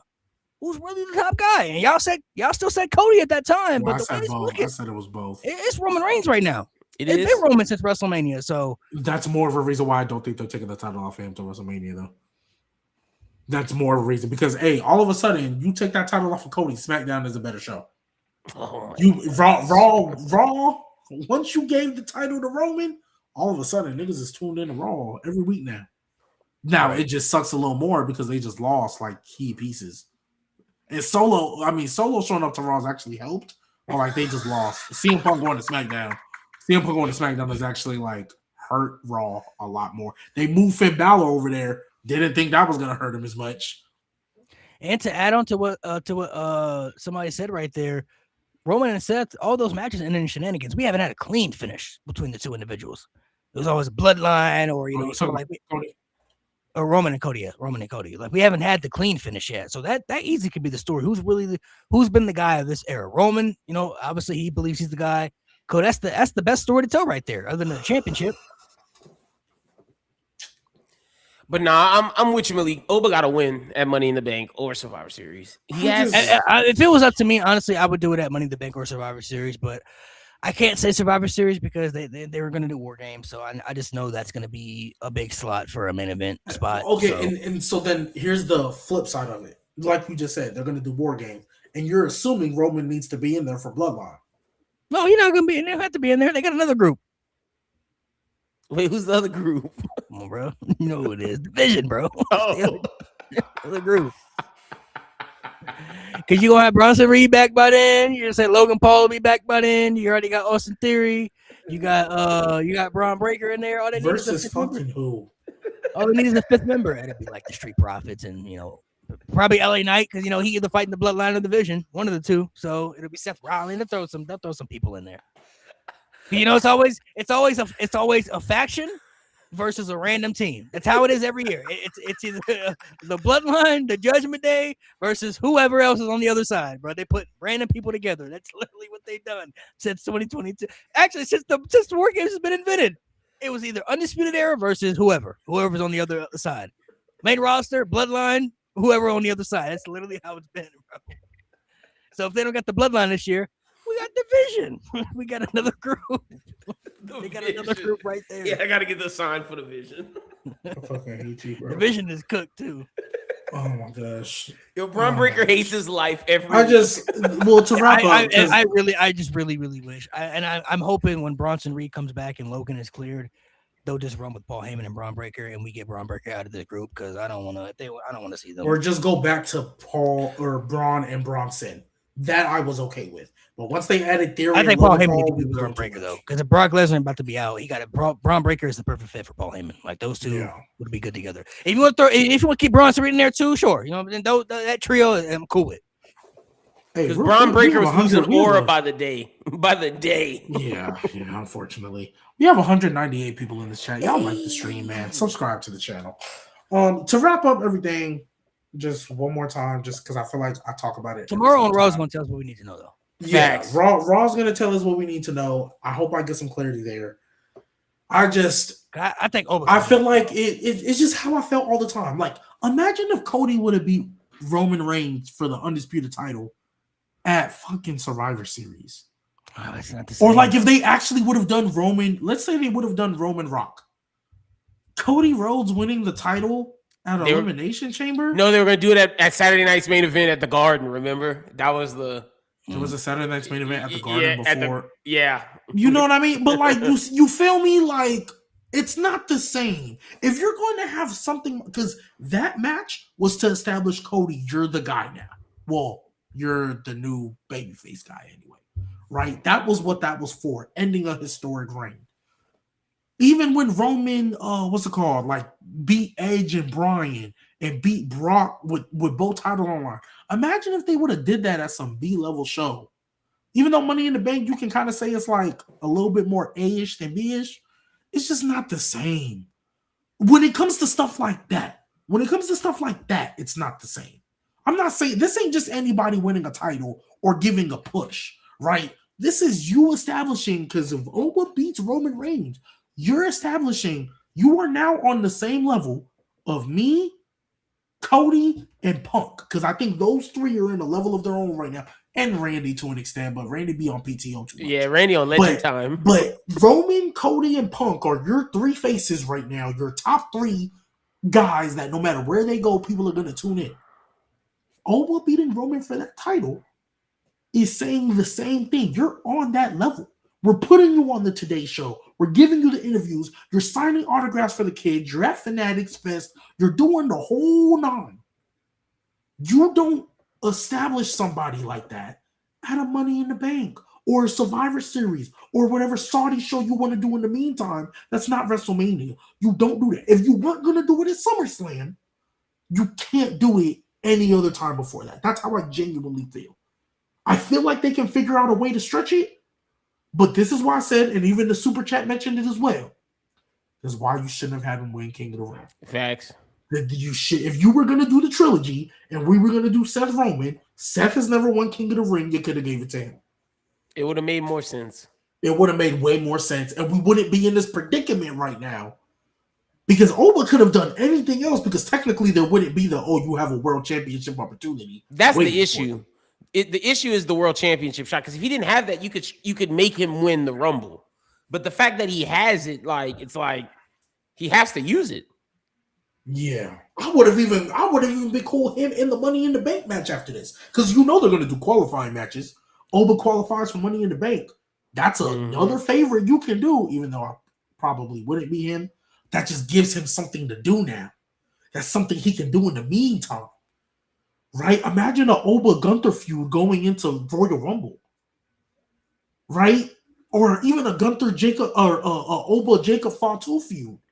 Like, that's something you can do that'll buy time to the Rumble, and then we get to the Rumble, you win. Now we know you're getting the Roman. It's just a matter of let's just get there. But now you can't, because bro, I swear to God, if I have to see Oba fight Jimmy Uso, I'm gonna scream. It better be the only way I'm cool with that is if it's a 2-on-1 handicap match. It's both of them. Yeah, bro. This your warning shot. Pew pew. I think Oba winning King of the Ring to me was the right choice if he's going to win the world title still. If he still wins the world title, then everything's still fine because him going through Brock the way he did and everything, and now he's going to the world title, that just makes him bigger. And I get WrestleMania is WrestleMania, SummerSlam is SummerSlam. Like those are the big shows that they've built a custom as like the important shows to WWE's history, right? But I don't feel like we have to wait that long to establish Oba. You could have Oba beat Roman, and you could still do things for him that still establish him even further and further and further up there. You know, shit, Roman was the guy. His first championship win was on Monday Night Raw, on a random episode of Raw, and that was the guy they were telling us was the guy for years. That's not the same. That's not the same. That was not the same. Was Roman not the next guy? Who did he beat to win his first championship? He beat Sheamus, but that's not the same. That's why it's not the. That's why it's not the same. If there was anybody, he hadn't won the championship yet. No, that was his first title win, but he didn't beat some game-changing established face of the company. He beat Sheamus. They didn't have anybody like that then. There was nobody there. But that's my point. You have somebody like that now. If this was anybody else, world champion, if this was CM Punk, even though CM Punk, I love him. If this was CM Punk, all right, cool. By all means. But this is Roman Reigns. Roman Reigns don't get pinned often. That's what makes it better and more shocking. He beat Roman Reigns at a show that wasn't WrestleMania. That shows Roman Reigns is more vulnerable too. Like Roman Reigns is more human. The shock factor of it, but it's not going to be the same. I disagree. I think it's the same. I think it's the same, if not bigger, if I'm being honest. But look, Malik, we're the same people that thought Braun Breaker should have beat CM Punk. So if it's WrestleMania, I could argue that's more predictable where you could pick Oba to win. Nobody's going to think Oba beat Roman at Money in the Bank at a Survivor Series because, like you said, Roman Reigns don't lose at those shows. But you're also got to take into account he barely get Let's be and fair. that, honestly, the reason that's also bigger too. That's telling us WWE is sold on this nigga right now. They don't want to wait until WrestleMania. They ready to establish him they're sold right on now. Right now, they give him because WrestleMania is where all the people who don't watch show up. That's where all you get the new eyes and the casual eyes. Granted, you probably won't have as much of that traveling to Mania this year because of where it is, but that's still where you get the most sponsors, the most random eyes, the most celebrities, the most all of that. And it's the opportunity to beat your face of the company. They don't take title. This ain't 2002, 2004, 2006, where you take titles off the face of your company at no mercy. It's not that era anymore. That's why. And we know Paul Levesque, executive producer Paul Levesque. We know this nigga. That nigga love waiting for the big moments. He love it. That's his thing. Yeah, but we talking about this year though. They've done more shocking things this year opposed to the previous years. They gave Sami Zayn a 9-day title reign. Nobody was thinking Sami Zayn was going to become champion at all this year at any point. Like that was not in anybody's category, not in anybody's cards. They're doing things now to start telling us like they gave Drew McIntyre the WWE title this year when nobody thought that was going to happen. We for sure thought he was cooked. Like he ain't winning the championship, even though he lost it. But like nobody thought Drew McIntyre was going to get that title, you know? So they're doing more things to show us that, hey, we could possibly do these more things on these shows. And that gives people a reason to have to watch more of these shows when your bigger stars lose at shows that aren't these bigger events. And if they're going to go in different directions with Roman, you know, opposed to the bloodline stuff, you know, Oba winning is just now fine because you still have time to build him up to Mania where you're telling us he's our guy now. Even if you want to put him in that position, he's our next top star of the future that everybody should be taking seriously. Even though he just beat Brock, but if they put the title on him right now, they're telling us, without a doubt, we're not waiting. He's ready now. They haven't treated somebody like this since Brock Lesnar, if we're being honest, on the main roster, where he got the title faster than anybody could ever expected. If they wait till WrestleMania, they possibly could, but you have to find other things to do between then that is just unnecessary. Like you don't have to do all that. Like you got to wait for now all the way till Mania. Where does Oba go from here? Because he still got the King of the Ring opportunity. He got to use that. And if you have him lose, okay, he lost. Maybe because of the bloodline shenanigans. It's more likely for him to lose the first one and then win it at Mania as opposed to him. I'd rather him. It's just The big issue is that he shouldn't have won King of the Ring if this is what we were gonna do. And then what Yes, I kills think me. he can. Yes, I think he can. By the way, just to answer your question, Josh, I think he is going to. By the way, but that's neither here nor there. He could. I mean, they gave Sami Zayn the title. And what kills me with that is if Oba then loses the King of the Ring shot, and we You're do killing build to, all the momentum you just built. you're killing it all. And then what's to stop Dwayne from like, bro? I'm still on the Dwayne kick. Like, what's to stop him from coming at Mania and just ruining that? And y'all gonna be sick when y'all have to come on this show on a Sunday, 3 p.m. Eastern, like, subscribe, and y'all gotta look at me and be like, damn, G, my bad. Maybe he shouldn't have fought Roman that early. Maybe we should have waited till Mania, because now we just sacrificed Oba for Dwayne. Hey, I don't care how much money you making, I'm not sacrificing Oba Femi for Dwayne. I will come apologize, but I just know in those situations, me and Malik are 1-0 right now because Braun Breaker should have beat CM Punk at Netflix day one. Because he shouldn't have been in the match. It was too soon. He shouldn't have been in the match. It was too soon. Because look where we at now. No, I'm with you on that because my logic is he shouldn't have been in the match. They shouldn't have done that title match too early. It was supposed to be Seth and Punk, but instead of just completely getting a different opponent, they said, let's do Braun. I knew he wasn't going to win because CM Punk had only had one title defense up until that point. They weren't going to get rid of that soon, especially because I knew Roman was coming back. And he was teasing fighting for the title. That's what messed him up. But we know Seth Rollins is the reason Braun Breaker's not. Jeez. I blame him. That Iron Armor chick. That's why you got packed up today. But what does he do? Wait, I was thinking about it the whole time while I was watching when Roman was like nuxing him and like Roman's like, yeah, I'm the big dog, but I love you. You're my friend. I'm just sitting here like, Seth, what do you do now? Seth is a guy who you can put with anybody. He can work with whoever, man. He'll probably come out, be sad.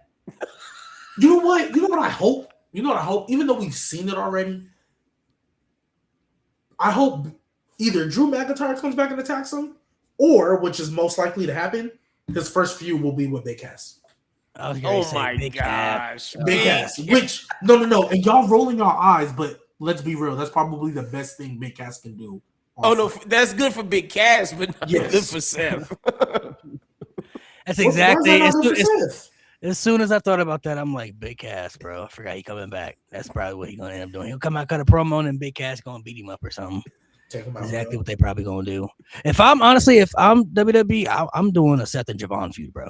I like that a lot. Ooh, now that's up I could Javon a real feud. You know, he may not have to win, but like this is his first real feud against somebody like Seth, where it's like this is where he can show people what he can really do. In the promos, especially in the matches. Like the matches, my gosh, they can do all types of great stuff, but it'll probably be Big Cass, bro. I'm not gonna lie. That's probably the direction they're gonna go in. Is who I see. Big Cass. Yeah. Realistically, that's probably what's gonna happen. Javon is still in this Rusev, Ethan Page vortex. That's what they're gonna do. It's gonna be Colin Cassidy, bro. That's gonna be his name.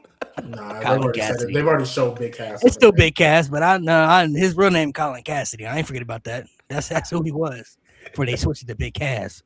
Exactly who's gonna be. It's gonna be Big Cass, bro. I just remember I forgot he's coming back, so that's exactly what's gonna happen. So, hey Malik, on some Triple A shit, does Big Cass go down to fight Omos? I don't think they'll put him down there. I don't think they'll put him there because especially if you're gonna be fighting Seth, he's in a good spot. They trying to do something with him. They only send people down to, except for Dom, they only send people down to AAA when they got shit to do on the main roster. Damn, and yo, you know the funny thing is, I should have known that Penta was gonna lose, even though like it's known because Chad Gable's there, but because Penta's about to go to Mexico for 2 months. Him and his brother. Yeah. His brother should be good. I mean, I think that's pretty much everything. Raw's gonna tell us everything we need to know. Yeah, I just want to be clear for the chat because I know I sound like I don't want Oba to win the title. I do. I just know how WWE likes to move. And my fear is if they do it before Mania, Oba might not win. That's my fear. If they do it before Mania, Oba might not win, which means we just wasted the first 6-8 months of the year. The Rumble to Mania to now. We just wasted the first 8 months of the year. I won't I can't say it's wasted because I could definitely, if Oba were to lose, he would win the Royal Rumble for sure. So It be wouldn't be back. the same, though. He'd be back in that. It would still put him up there though, because now he's got more accolades attached to him. I mean, accolades are going to help build up your resume as somebody that they're going to look at. It's like, oh, he did this and that. Like, whenever you talk about the all-time greats, you got to run down the resume. No, it's scripted, but like people who got those accolades, those are the ones that are ranked very high. So I could definitely see him winning the Rumble, and they could run that back. I mean, I truly feel Saudi just based off if they're going to do Rock and Roman. I truly feel that way. I don't believe they are. I think that's there's too much. There's just too much money on the table, bro, for it to happen. I'm not gonna I think Rock is also like petty like that. He's like, nah, I'm not giving. The one time I tried to give it to you, y'all chose that white man, so now I'm good. Y'all chose that blonde hair, blue eye white man. I'm good. Never again. Never again. Nah, I don't think. Nah, I think Turkey about to drop that bag. Nigga was part of one of the most craziest, shocking heel turns ever, and just chose not to show up. Was chilling in Hawaii for Mania, and you a crucial part of the story, nigga. Nah, I think that was the pettiness of Rock. I think that was the get back to what you talking about. I think Turkey's about to come with that boxing money and give him close there's to too much. There's too much investment into it, bro. Like I said, and the Rocket, he a business guy too, bro. There's too much investment into it. Like, there's too much money on there. There's too much to be made there. There's too much history. You don't think Vegas was gonna pay him a bag for all that? Not like Saudi. All them casinos. Not like Vegas Saudi, is the mecca of all them casinos. Every time y'all donate, it goes straight to Vegas. Bro, I think he might get 100 M's from Saudi, bro. Like real shit. Saudi Arabia could buy America, bro. Like they got a lot of money. America's crazy. They got a lot of money out there, bro. I'm not gonna cap to you. Like they got a lot. They brought Ronaldo there, bro. Like legit. Like, and I don't think they're having WrestleMania in Saudi because this potentially could be the only WrestleMania in Saudi that we could get. And that contract is coming up within the next 2 years too. So whether they re-sign that contract or not, I don't know. But like, I don't think they're having the WrestleMania in Saudi for it to just be like, we're not gonna give you some of the biggest matches that we possibly couldn't have. Like, Rock Roman is like, that's gonna change the game right there. You feel me? And that is the match too, honestly, whether people want to admit it or not. That's the match that's going to force people to have to watch. The Saudi Mania, yeah, facts. Even if you don't want to watch the Mania in Saudi, that's going to be the match that's going to have to force people who don't want to watch. I didn't think about that.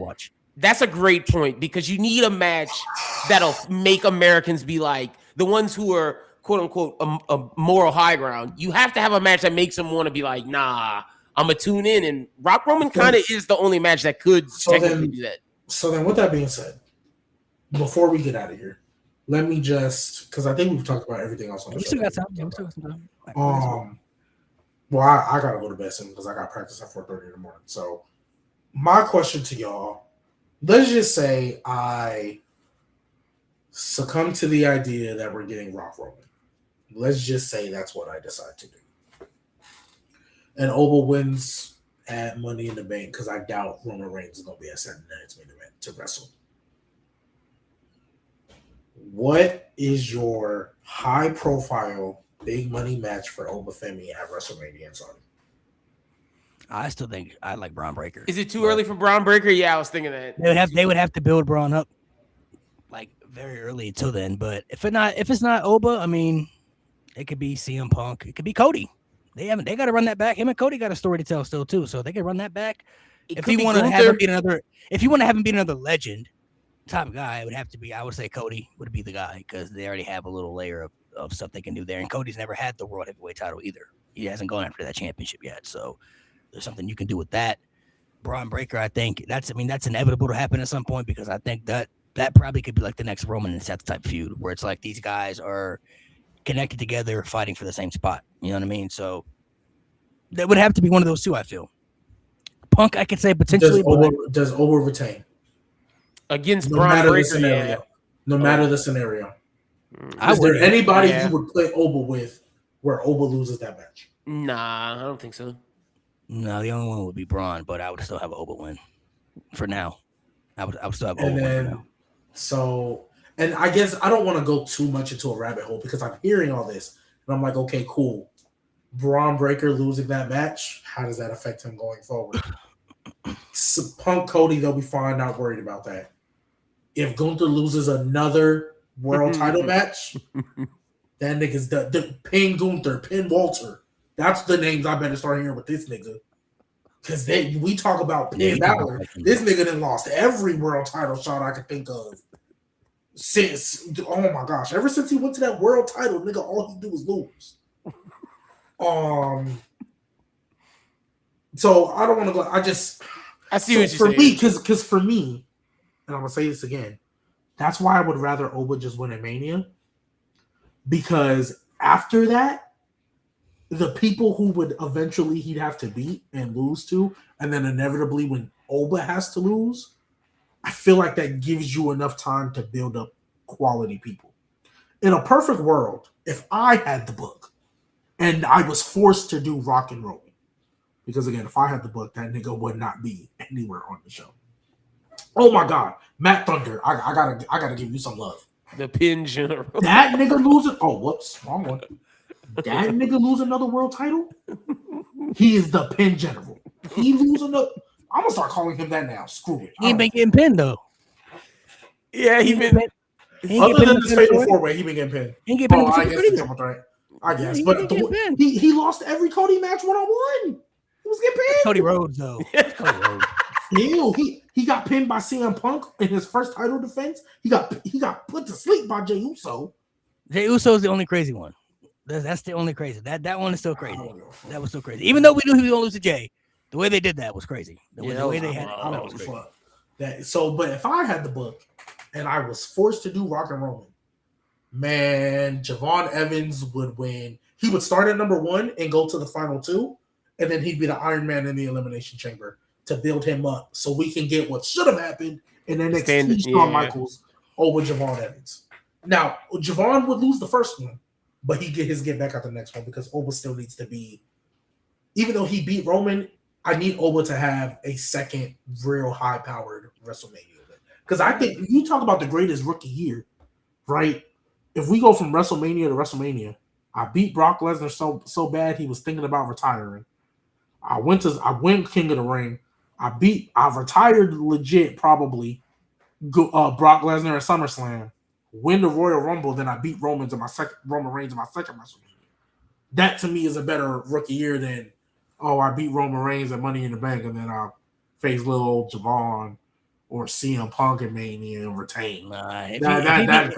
If he beat Roman at Money in the Bank and they beat Cody at Mania, that's pretty OD. I'm not gonna lie. Them the two niggas right there. He beat those two. I think I think it would be better if he beat Roman at Mania and then beat Cody at that SummerSlam. I think that's better. Yeah, but see, I don't feel like I feel like I know we don't want to do that, but it's WWE and they've already set a path for that. If Brock Lesnar never does this trilogy, or if they don't have Oba win King of the Ring, I'm with you, Malik. I promise you I am. And it's WWE's fault, but they've already set a path for that. They've already established and set a path that when we're trying to make new stars, it's Mania or SummerSlam. They've already set that path. They've already shown us the track record. So even though I'm one of the only ones on the pod that doesn't believe in Roman Rock, I will give you the point the first time you've convinced me that that's going to force people to tune in to the Saudi one. I'll give you that point. It kind of convinced me a little bit, but I'm still not believing that's happening. So because I'm not, the only thing that they can do that's not Rock Roman is Roman Oba. That's the and this is their precedent. This isn't what I would do. I would make because sure, back in the NXT Takeover days, I don't care if they was in Phoenix, if they was in Oregon, if they was in Miami, or if they were in Charlotte, North Carolina. Every takeover felt important, no matter where you were. Yeah, the WrestleMania weekend ones were probably the biggest, but every takeover felt important. They don't do that with these shows. There's a reason they're called B-level pay-per-views for a reason. They've set this precedent that we don't do changing of the guard face of company title changes unless it's Mania. They did that, not us. They did that. I understand your point. I'm not even saying that Oba has to be the face of the company. You know what I'm saying? Right now, I think eventually he could be that, but I'm not saying he has to be that right now. But with WrestleMania being in Saudi Arabia next year, this is still a business at the end of the day. This isn't about what you want, what you don't want, what you think is right, what you think the match is going to be good or the match not going to be good. This is a business. It's about making money. And anybody who's a promoter, if we were on that position and we saw the type of numbers that Rock and Roman could do and the type of money we gonna make, yeah, we gonna do it. I'm passing up that money. I'm not passing up that life changing historical thing that this could possibly be the last time we could do this because Rock not getting any younger. Roman Reigns ain't gonna be around forever. This type of stuff, this type of stuff that wrestling is made for matches like this. And I agreed the match should have happened, already years ago. I wish it would have happened at 39. I thought 39 was the perfect spot, the perfect venue, the perfect time for it to happen. But they went with Roman and Cody instead obviously it could have happened at 40, but the timing wasn't right with them building up Cody that long and everything. So it wasn't right. But this is still a business at the end of the day. In WrestleMania Saudi, they're going to try to generate as much money as they possibly want. They're going to try to make this the biggest WrestleMania ever. It's the first WrestleMania outside of the U.S. since WrestleMania 18, and that was in Canada. But they've never gone to another place like this, and this might be the only time they could ever have a WrestleMania in Saudi Arabia. And if you have a match like this caliber on the table, there's too much money to pass up. And I genuinely feel they put this WrestleMania in Saudi for a match like this, because once again, there's a lot of people out there who don't like them Saudi shows, but this is one of those matches that's going to have to force people to watch this show, because Rock and Roman is a match that even if you don't feel hype for it or you don't feel like it could be a great match, it's a match you can't miss on paper. It's The Rock versus Roman Reigns. This is a once in a lifetime match that will never happen again. They will never wrestle again if they fight at WrestleMania. This will probably be more than likely The Rock's last match ever. Like, just thinking hypothetically, this will probably be the last match you'll ever have. So it's kind of going to force people to be like, man, I don't really want to watch that Saudi show by Rock Roman. I can't miss that, man. And realistically, if we're talking about the builds, when The Rock has been a part of matches, them builds be good. Him and Cena was a great build. That build we talked about 2 years ago, that was carrying WrestleMania going into 40. They going if he's gonna be a part of it, he's gonna be a part of it. He's gonna be in it. They're gonna do something special for it. I don't think it should be for a championship. Knowing WWE though, it probably could be, because in WWE's eyes, it makes the match bigger. But the only problem is, if you put the title on the line, that means Roman has to be champion past WrestleMania, because you can't have The Rock win the championship. So now Roman's got to be past Mania as champion. Now we got to wait longer for Oba to be champion, or whoever the case is. I feel if you have Oba win the championship before Mania, there's a lot of things you could do with that. What type of story do they tell? That's for them to figure out. I'm not in the creative team, so that's for them to figure out. Maybe The Rock is, let's say The Rock comes back and he wants to be a part of what the Bloodline is creating, but The Rock doesn't want to be second fiddle. He's the final boss. He don't take orders. You feel me? Like, I respect the tribal chief. I acknowledge you, but I'm not a background guy. You feel me? Like, my voice is gonna have to matter as much. And Roman Reigns could be like, oh no, we're not doing that here, brother. Like, I built the Bloodline. I'm the one who made this relevant. I'm the one who made everything important. I'm not just gonna let somebody come in here and just control my thing. Like, Roman Reigns is a control freak. He's shown that. Like, whenever somebody threatens his position to take that spot, no, we can't do that. You feel me? Man, I'm the tribal chief. This is my shit. So I don't know what they'll do, whatever they do, but I feel like that's probably the best scenario to go with. Like, I get it's WrestleMania. If Oba were to win the championship at Mania, I get it. It's the big event. That's where Cena won his first title. That's where Batista won the first title. That's where a lot of guys that were positioned in that spot, Austin, they won their first title at Mania and stuff. But it's also been shown that some others didn't have to win their first title for them to be positioned up, to be in that spot. I mean, we're talking about Oba being the face, but I mean, who doesn't know? They still might want Braun Breaker to be in that spot for all we know. I know it don't look like it right now, but we've all said since NXT 2.0, that was kind of like we were looking at that's going to be the next guy right there. So they still might want him in that spot. So I'm just looking at it from a business perspective. This isn't really about from a fan perspective. From a fan perspective, I think it'll be a little bit different. But from a business side, The Rock is a businessman. Triple H is a businessman. It don't matter how whoever feel about whoever thing today. It's about making money. And WWE has shown many, many times we ain't got to get along. We ain't got to like each other. But we got to make money. And we got to make sure that we stay a business. Triple H learned that from Vince McMahon. Vince McMahon had burnt bridges for years. And the one thing that I always told y'all on the podcast was, at the end of the day, they always come back. People who burn bridges with WWE, we've seen it for years. Bret Hart, Ultimate Warrior, all these people who they're dirty and the possible, they always come back somehow. They always find ways to mend these bridges, bro. They made a whole DVD tarnishing the Ultimate Warrior's legacy, trashing this nigga, bro. And he came back to be in the Hall of Fame. Bret Hart got screwed in his home country in the craziest way possible against his op, the guy he hated most in the company. CM Punk had all this beef with WWE. They come back. They always find ways to come back, bro. So WWE is a company that's always about burning bridges and making amends for doing what's better for the company's business. And now you got all these sponsors. You got ESPN. You got all these brand deals. You got all these sponsors involved, bro. I'm telling you, they pushing for that match, bro. I just don't see any Saudi Arabia WrestleMania for them not pushing for that. And the point you said, the thing about the Saudi thing makes even more sense with the ESPN thing, because ESPN's gonna want to have a match that they could sell to the American viewer. Like, hey, I know it's morally gray, but like, and they got the little watch along at MSG too. You know what I'm saying? The little watch along they're doing. They gonna want people to pull up for that. Like, this the match that's gonna do it. Like, yeah, Oba versus Roman would be great. You know what I'm saying? That's a great match, but that's not Rock and Roman. That's not the same. Like, this is a match that could be a match that could be bigger than Rock Cena. Like, that's the type of level we're talking about. So that's why I feel that's going to happen, because they've had opportunities to do it. Whatever reasons it didn't happen, business, creative, whatever the reasons didn't happen for it not to happen, whatever. But I feel like this next WrestleMania is like, this is it. We're either doing it next year or we're not doing it. That's how I'm feeling about it. And I just don't see them passing that up. Unless The Rock doesn't want to do it himself. Unless he just like, nah, I'm past it. I'm cool. You know what I'm saying? Like, we don't need to do it. Then it won't happen.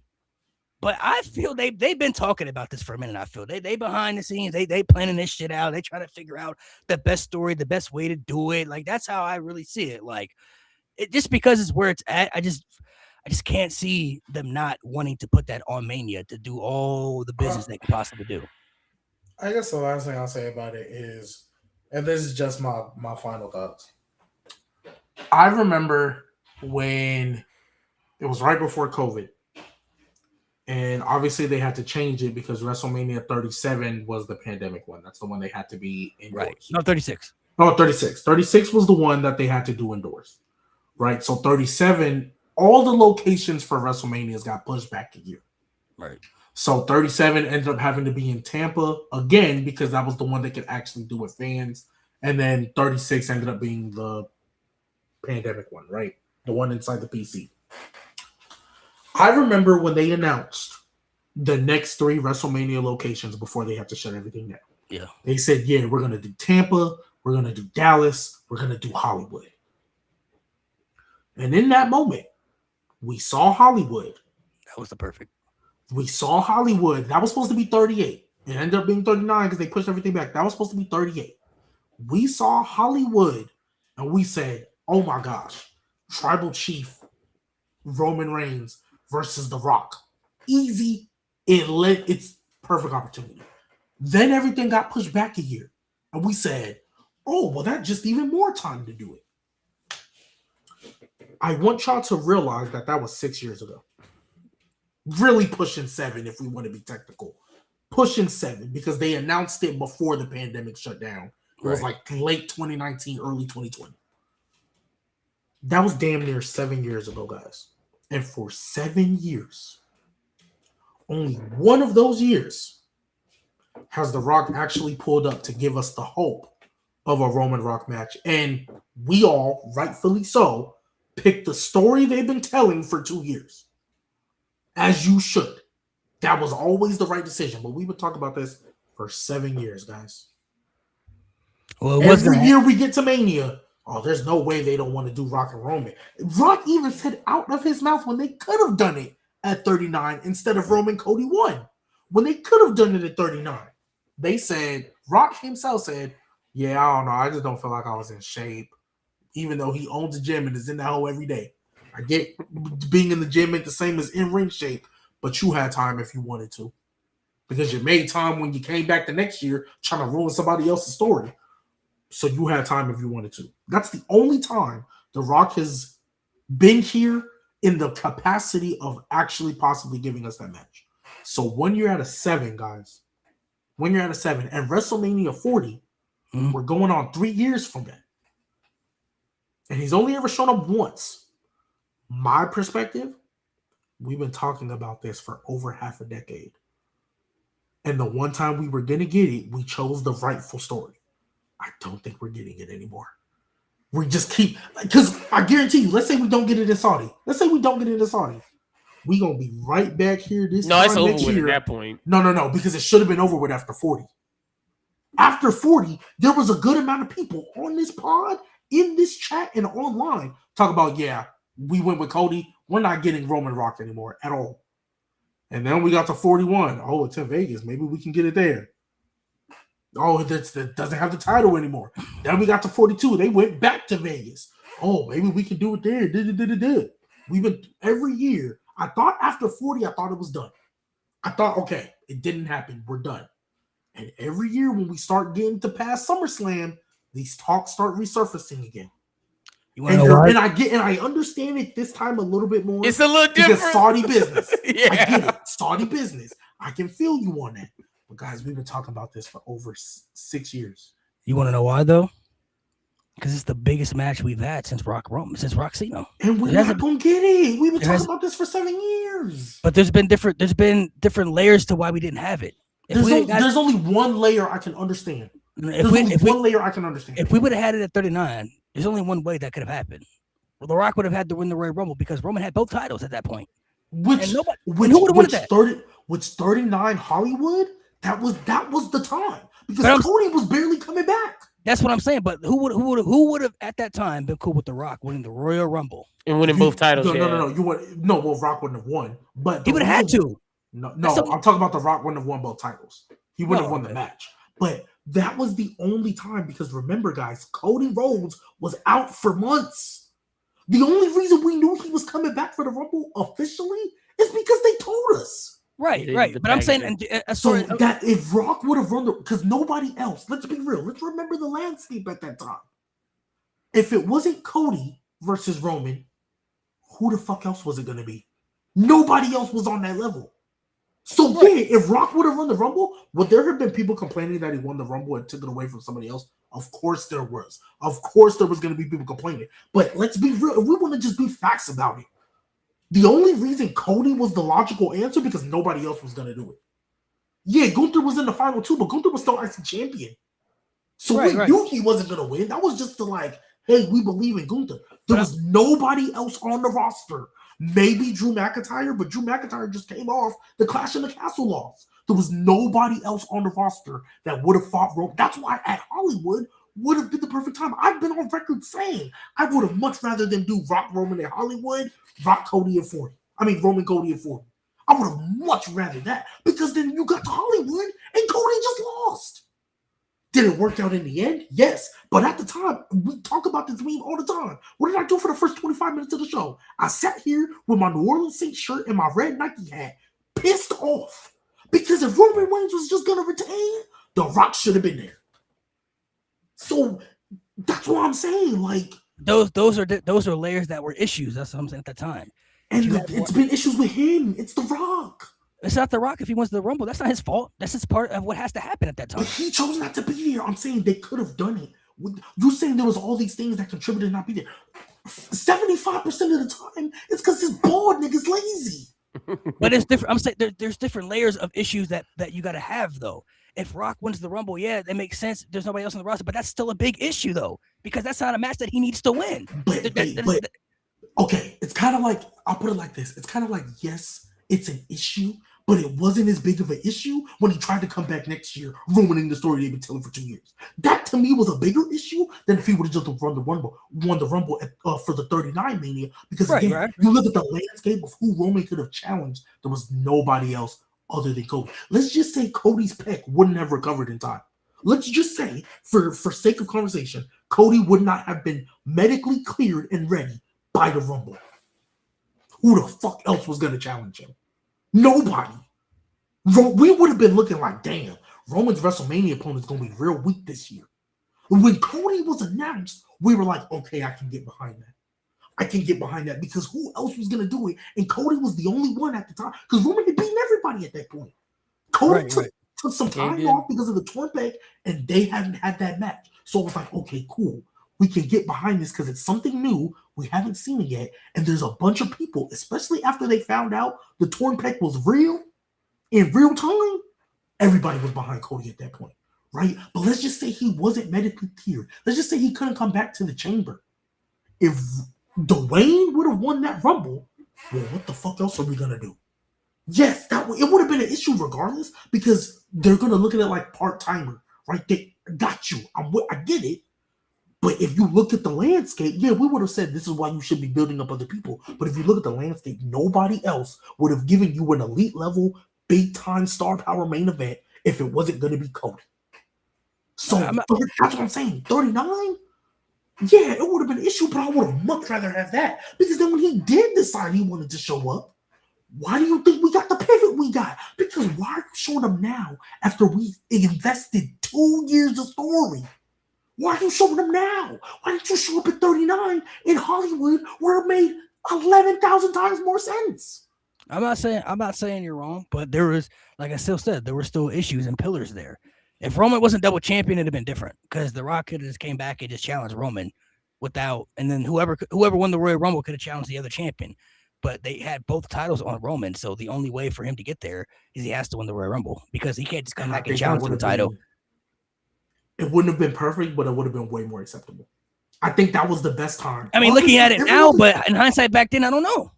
People would have said that. People would have been in hindsight now because we know what happened afterwards. Well, I think people would have been mad at the way The Rock got there, but let's be real. When we knew it was in Hollywood, we were all waiting for Roman Rock. We said Hollywood's the best time to do it. If you're gonna do it at any time, do it for Hollywood because Hollywood Rock. That was. So if he would have won, yes, there would have been those people mad that he won the Rumble because part-timer, we know how we get when it comes to those. Everybody still got PTSD from Brock Lesnar. I get it. But 39 Hollywood was the 1 year. That's what we were expecting. That's what we were sitting there like, yeah, it's a part-timer, but let's go ahead and get Roman Rock out the way because it's in Hollywood. So it's kind of like the lesser of two evils. Yeah, he won the Rumble, but it's in Hollywood. We're getting Rock Roman. And then you can still build a year later the exact same thing. Everything Cody did. After 39, you could have done the exact same thing. Go win the tag titles with Jey Uso. Go beat Brock Lesnar in SummerSlam. Go feud with Judgment Day. Go beat Dom on a random show. You could have did everything the same. Everything. I agree. And then win the Rumble and challenge Roman at 40. You could have done everything the same. But another reason that I think it's going to happen in Saudi next year is because a lot has changed also since that time frame. True. Especially with Raw and SmackDown. Raw and SmackDown now has become a show where you get a good opener and you get a closing, but it's mainly for social media clicks. They want people to watch them social media clips because they're very, very good at making. Let's say you didn't miss it. Let's say you missed an episode of Raw this week or SmackDown, whatever. They're very good at putting clips out on social media that you can watch. And you watch this clip, you're like, damn, that actually looked really good. I gotta go back and check out that segment. And you go back and watch the segment, you're like, oh, that wasn't really what all that was. Show's ass. They're very good at putting clips out on social media and getting the buzz. And that's what they cater to. That's what they want. That's why they've been adding Jelly Roll and Pat McAfee and Travis Scott and all this stuff. They want the social media clicks. It's exactly what Rock and Roman's gonna do. They're going to get them social media. They're going to get all the social media buzz. Talking about breaking all the records they want. That's what they care about right now in this modern era. And that's exactly the type of match Rock and Roman's going to do. You already know Rock going to bring in the Attitude Era fans, the past fans that want to see The Rock, who come back once a year just to watch his match. They're going to get all those people coming in, plus the newer fans. Like, I understand that it could have already happened. I agree with you. I would have done it at 39 and did Cody and Roman for the first time at WrestleMania 40, and you could have still did the exact same thing that way. That would have been perfect. But it didn't happen that way. And I just feel, knowing WWE as a business, they're going to, especially with TKO involved, they're money first. They're about giving money first and then everything else afterwards. Rock, Roman, bro, come on, man. That's going to be the biggest match the company will ever have. It's going to break records. It's going to be bigger than Rock, Cena, Rock. It's going to break all those records in every possible way. And like Lynn mentioned before, they on ESPN now. Yeah, the ESPN thing's huge.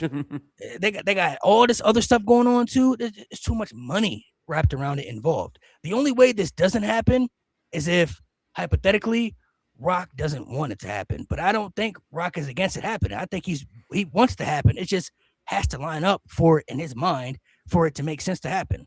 And however, whatever story they're possibly going to tell, that's going to be up between The Rock, his creative team, and Roman Reigns. They're going to figure that shit out on their own. Ain't going to be anybody else involved but them. They're going to do what they feel is right for the story and the build. But we live in an era now where social media now takes over.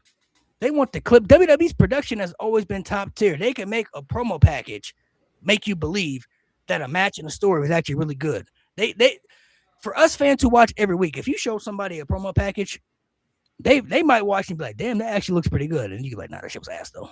Like I watched the build. I saw the match. That shit was ass. Promo package though, 10 out of 10. Make the shit look really good. I'm gonna lie to you.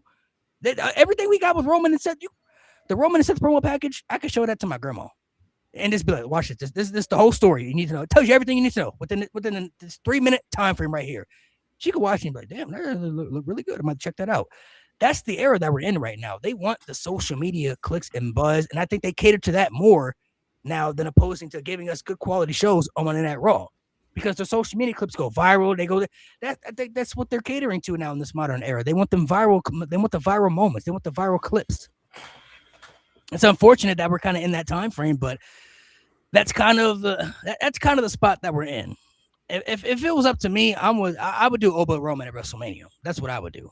But I just feel tomorrow on Raw we're getting Oba versus Roman to stare down. I think they're gonna have that face off and they're gonna give that confrontation. Now, when they may not even confirm a match. Oba Femi could just be like, I'm coming after it now. I'm taking the title. He could just hint it. Call not him even, out, yeah. Yeah. He could just hint the little sprinkle of it right there.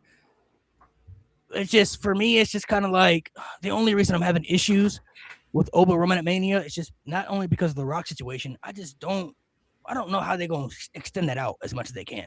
And the King of the Ring thing bothers me too. I don't know what you're going to do with Oba from now until Mania. Because if he got King of the Ring and he's talking about, I'm going to wait till WrestleMania to do it. Nigga, what? That's almost half a year. That's a half a year. You waited for a King of the Ring spot. I'm cool with them. I'm cool with them doing the Brock stuff. But I'm fully expecting now that Oba did that to go after the title. There's nowhere else for him to go after this now. So this is, yeah. So I'm trying to fantasy book in my head what I would do to make Oba still be in something relevant. Who does he feud with from now to Mania? Who do you put him with? And so if I'm fantasy booking in my head, obviously we don't know, but if Kevin Owens just came back from having a broke neck damn near, what I would do, because Money in the Bank is 2 months away, so that because we got to get to April, so that's 8 months. Money in the Bank is 2 months away, and then there's no pay-per-view in December, but obviously we have the Survivor Series, right? From December to January, he can just prep for the Rumble, like that's fine. So I would introduce the stare down with Roman. Why would he be in the Rumble though? If he's telling us King of the Ring? Well, this is where I'm going with it. I would introduce the stare down with Roman. I would set up the match, and Drew McIntyre would cost him. I would have Drew cost over, because he could feel, even though he hates Roman, he could feel like Oba is in the spot Drew should be in. I used to be that. I had this, that. Even though I would hate that he lost, it would be understandable. It can be a DQ Claymore. That way Oba doesn't get pinned, but I would let it be. And that way it gives him time to do something else heading into WrestleMania. Now that Oba has already had a loss, him taking one more by the likes of a Drew McIntyre, I wouldn't hate. If Oba was still undefeated, we'd be in a different conversation, but he already has a loss. So it is what it is. That's what I would do to buy him time. And then he'd be like, I'm done with Drew now. Maybe the day one Netflix can be their final match. The first Netflix of the year. I'm ready for the Rumble, wins the Rumble. And then once you win the Rumble, you got 2 months to just watch Roman. Now, is Roman going to be in the Elimination Chamber? Fuck no. But that's 2 months of building this story with Roman, getting there, da-da-da-da-da-da. And Roman can try to sun him like, have you ever won this? Have you ever competed one of this? Kind of the same thing with the Cody. But now Oba can be like, but here's the difference. I'm not Cody. I'm the mountain you cannot climb. I am the ruler, blah, blah, blah, blah, blah. He can do all that. That is what I would do to bypass the time. Because Gunther's on SmackDown now, so I can't have a Gunther feud. I can't have that feud that I would have wanted.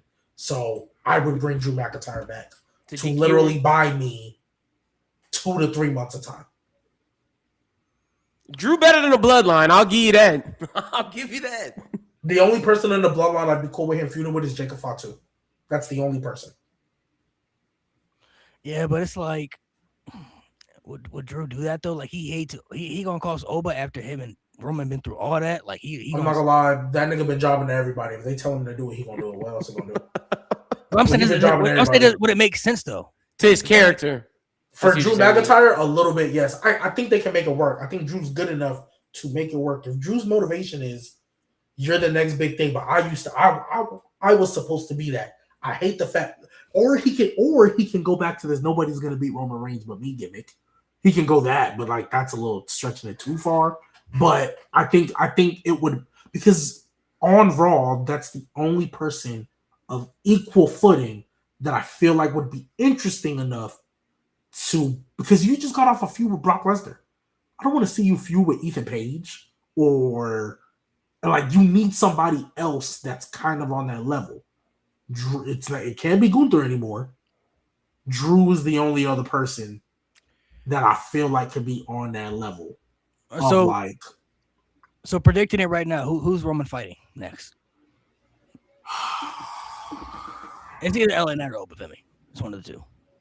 Yeah, it really is. It's probably LA Knight.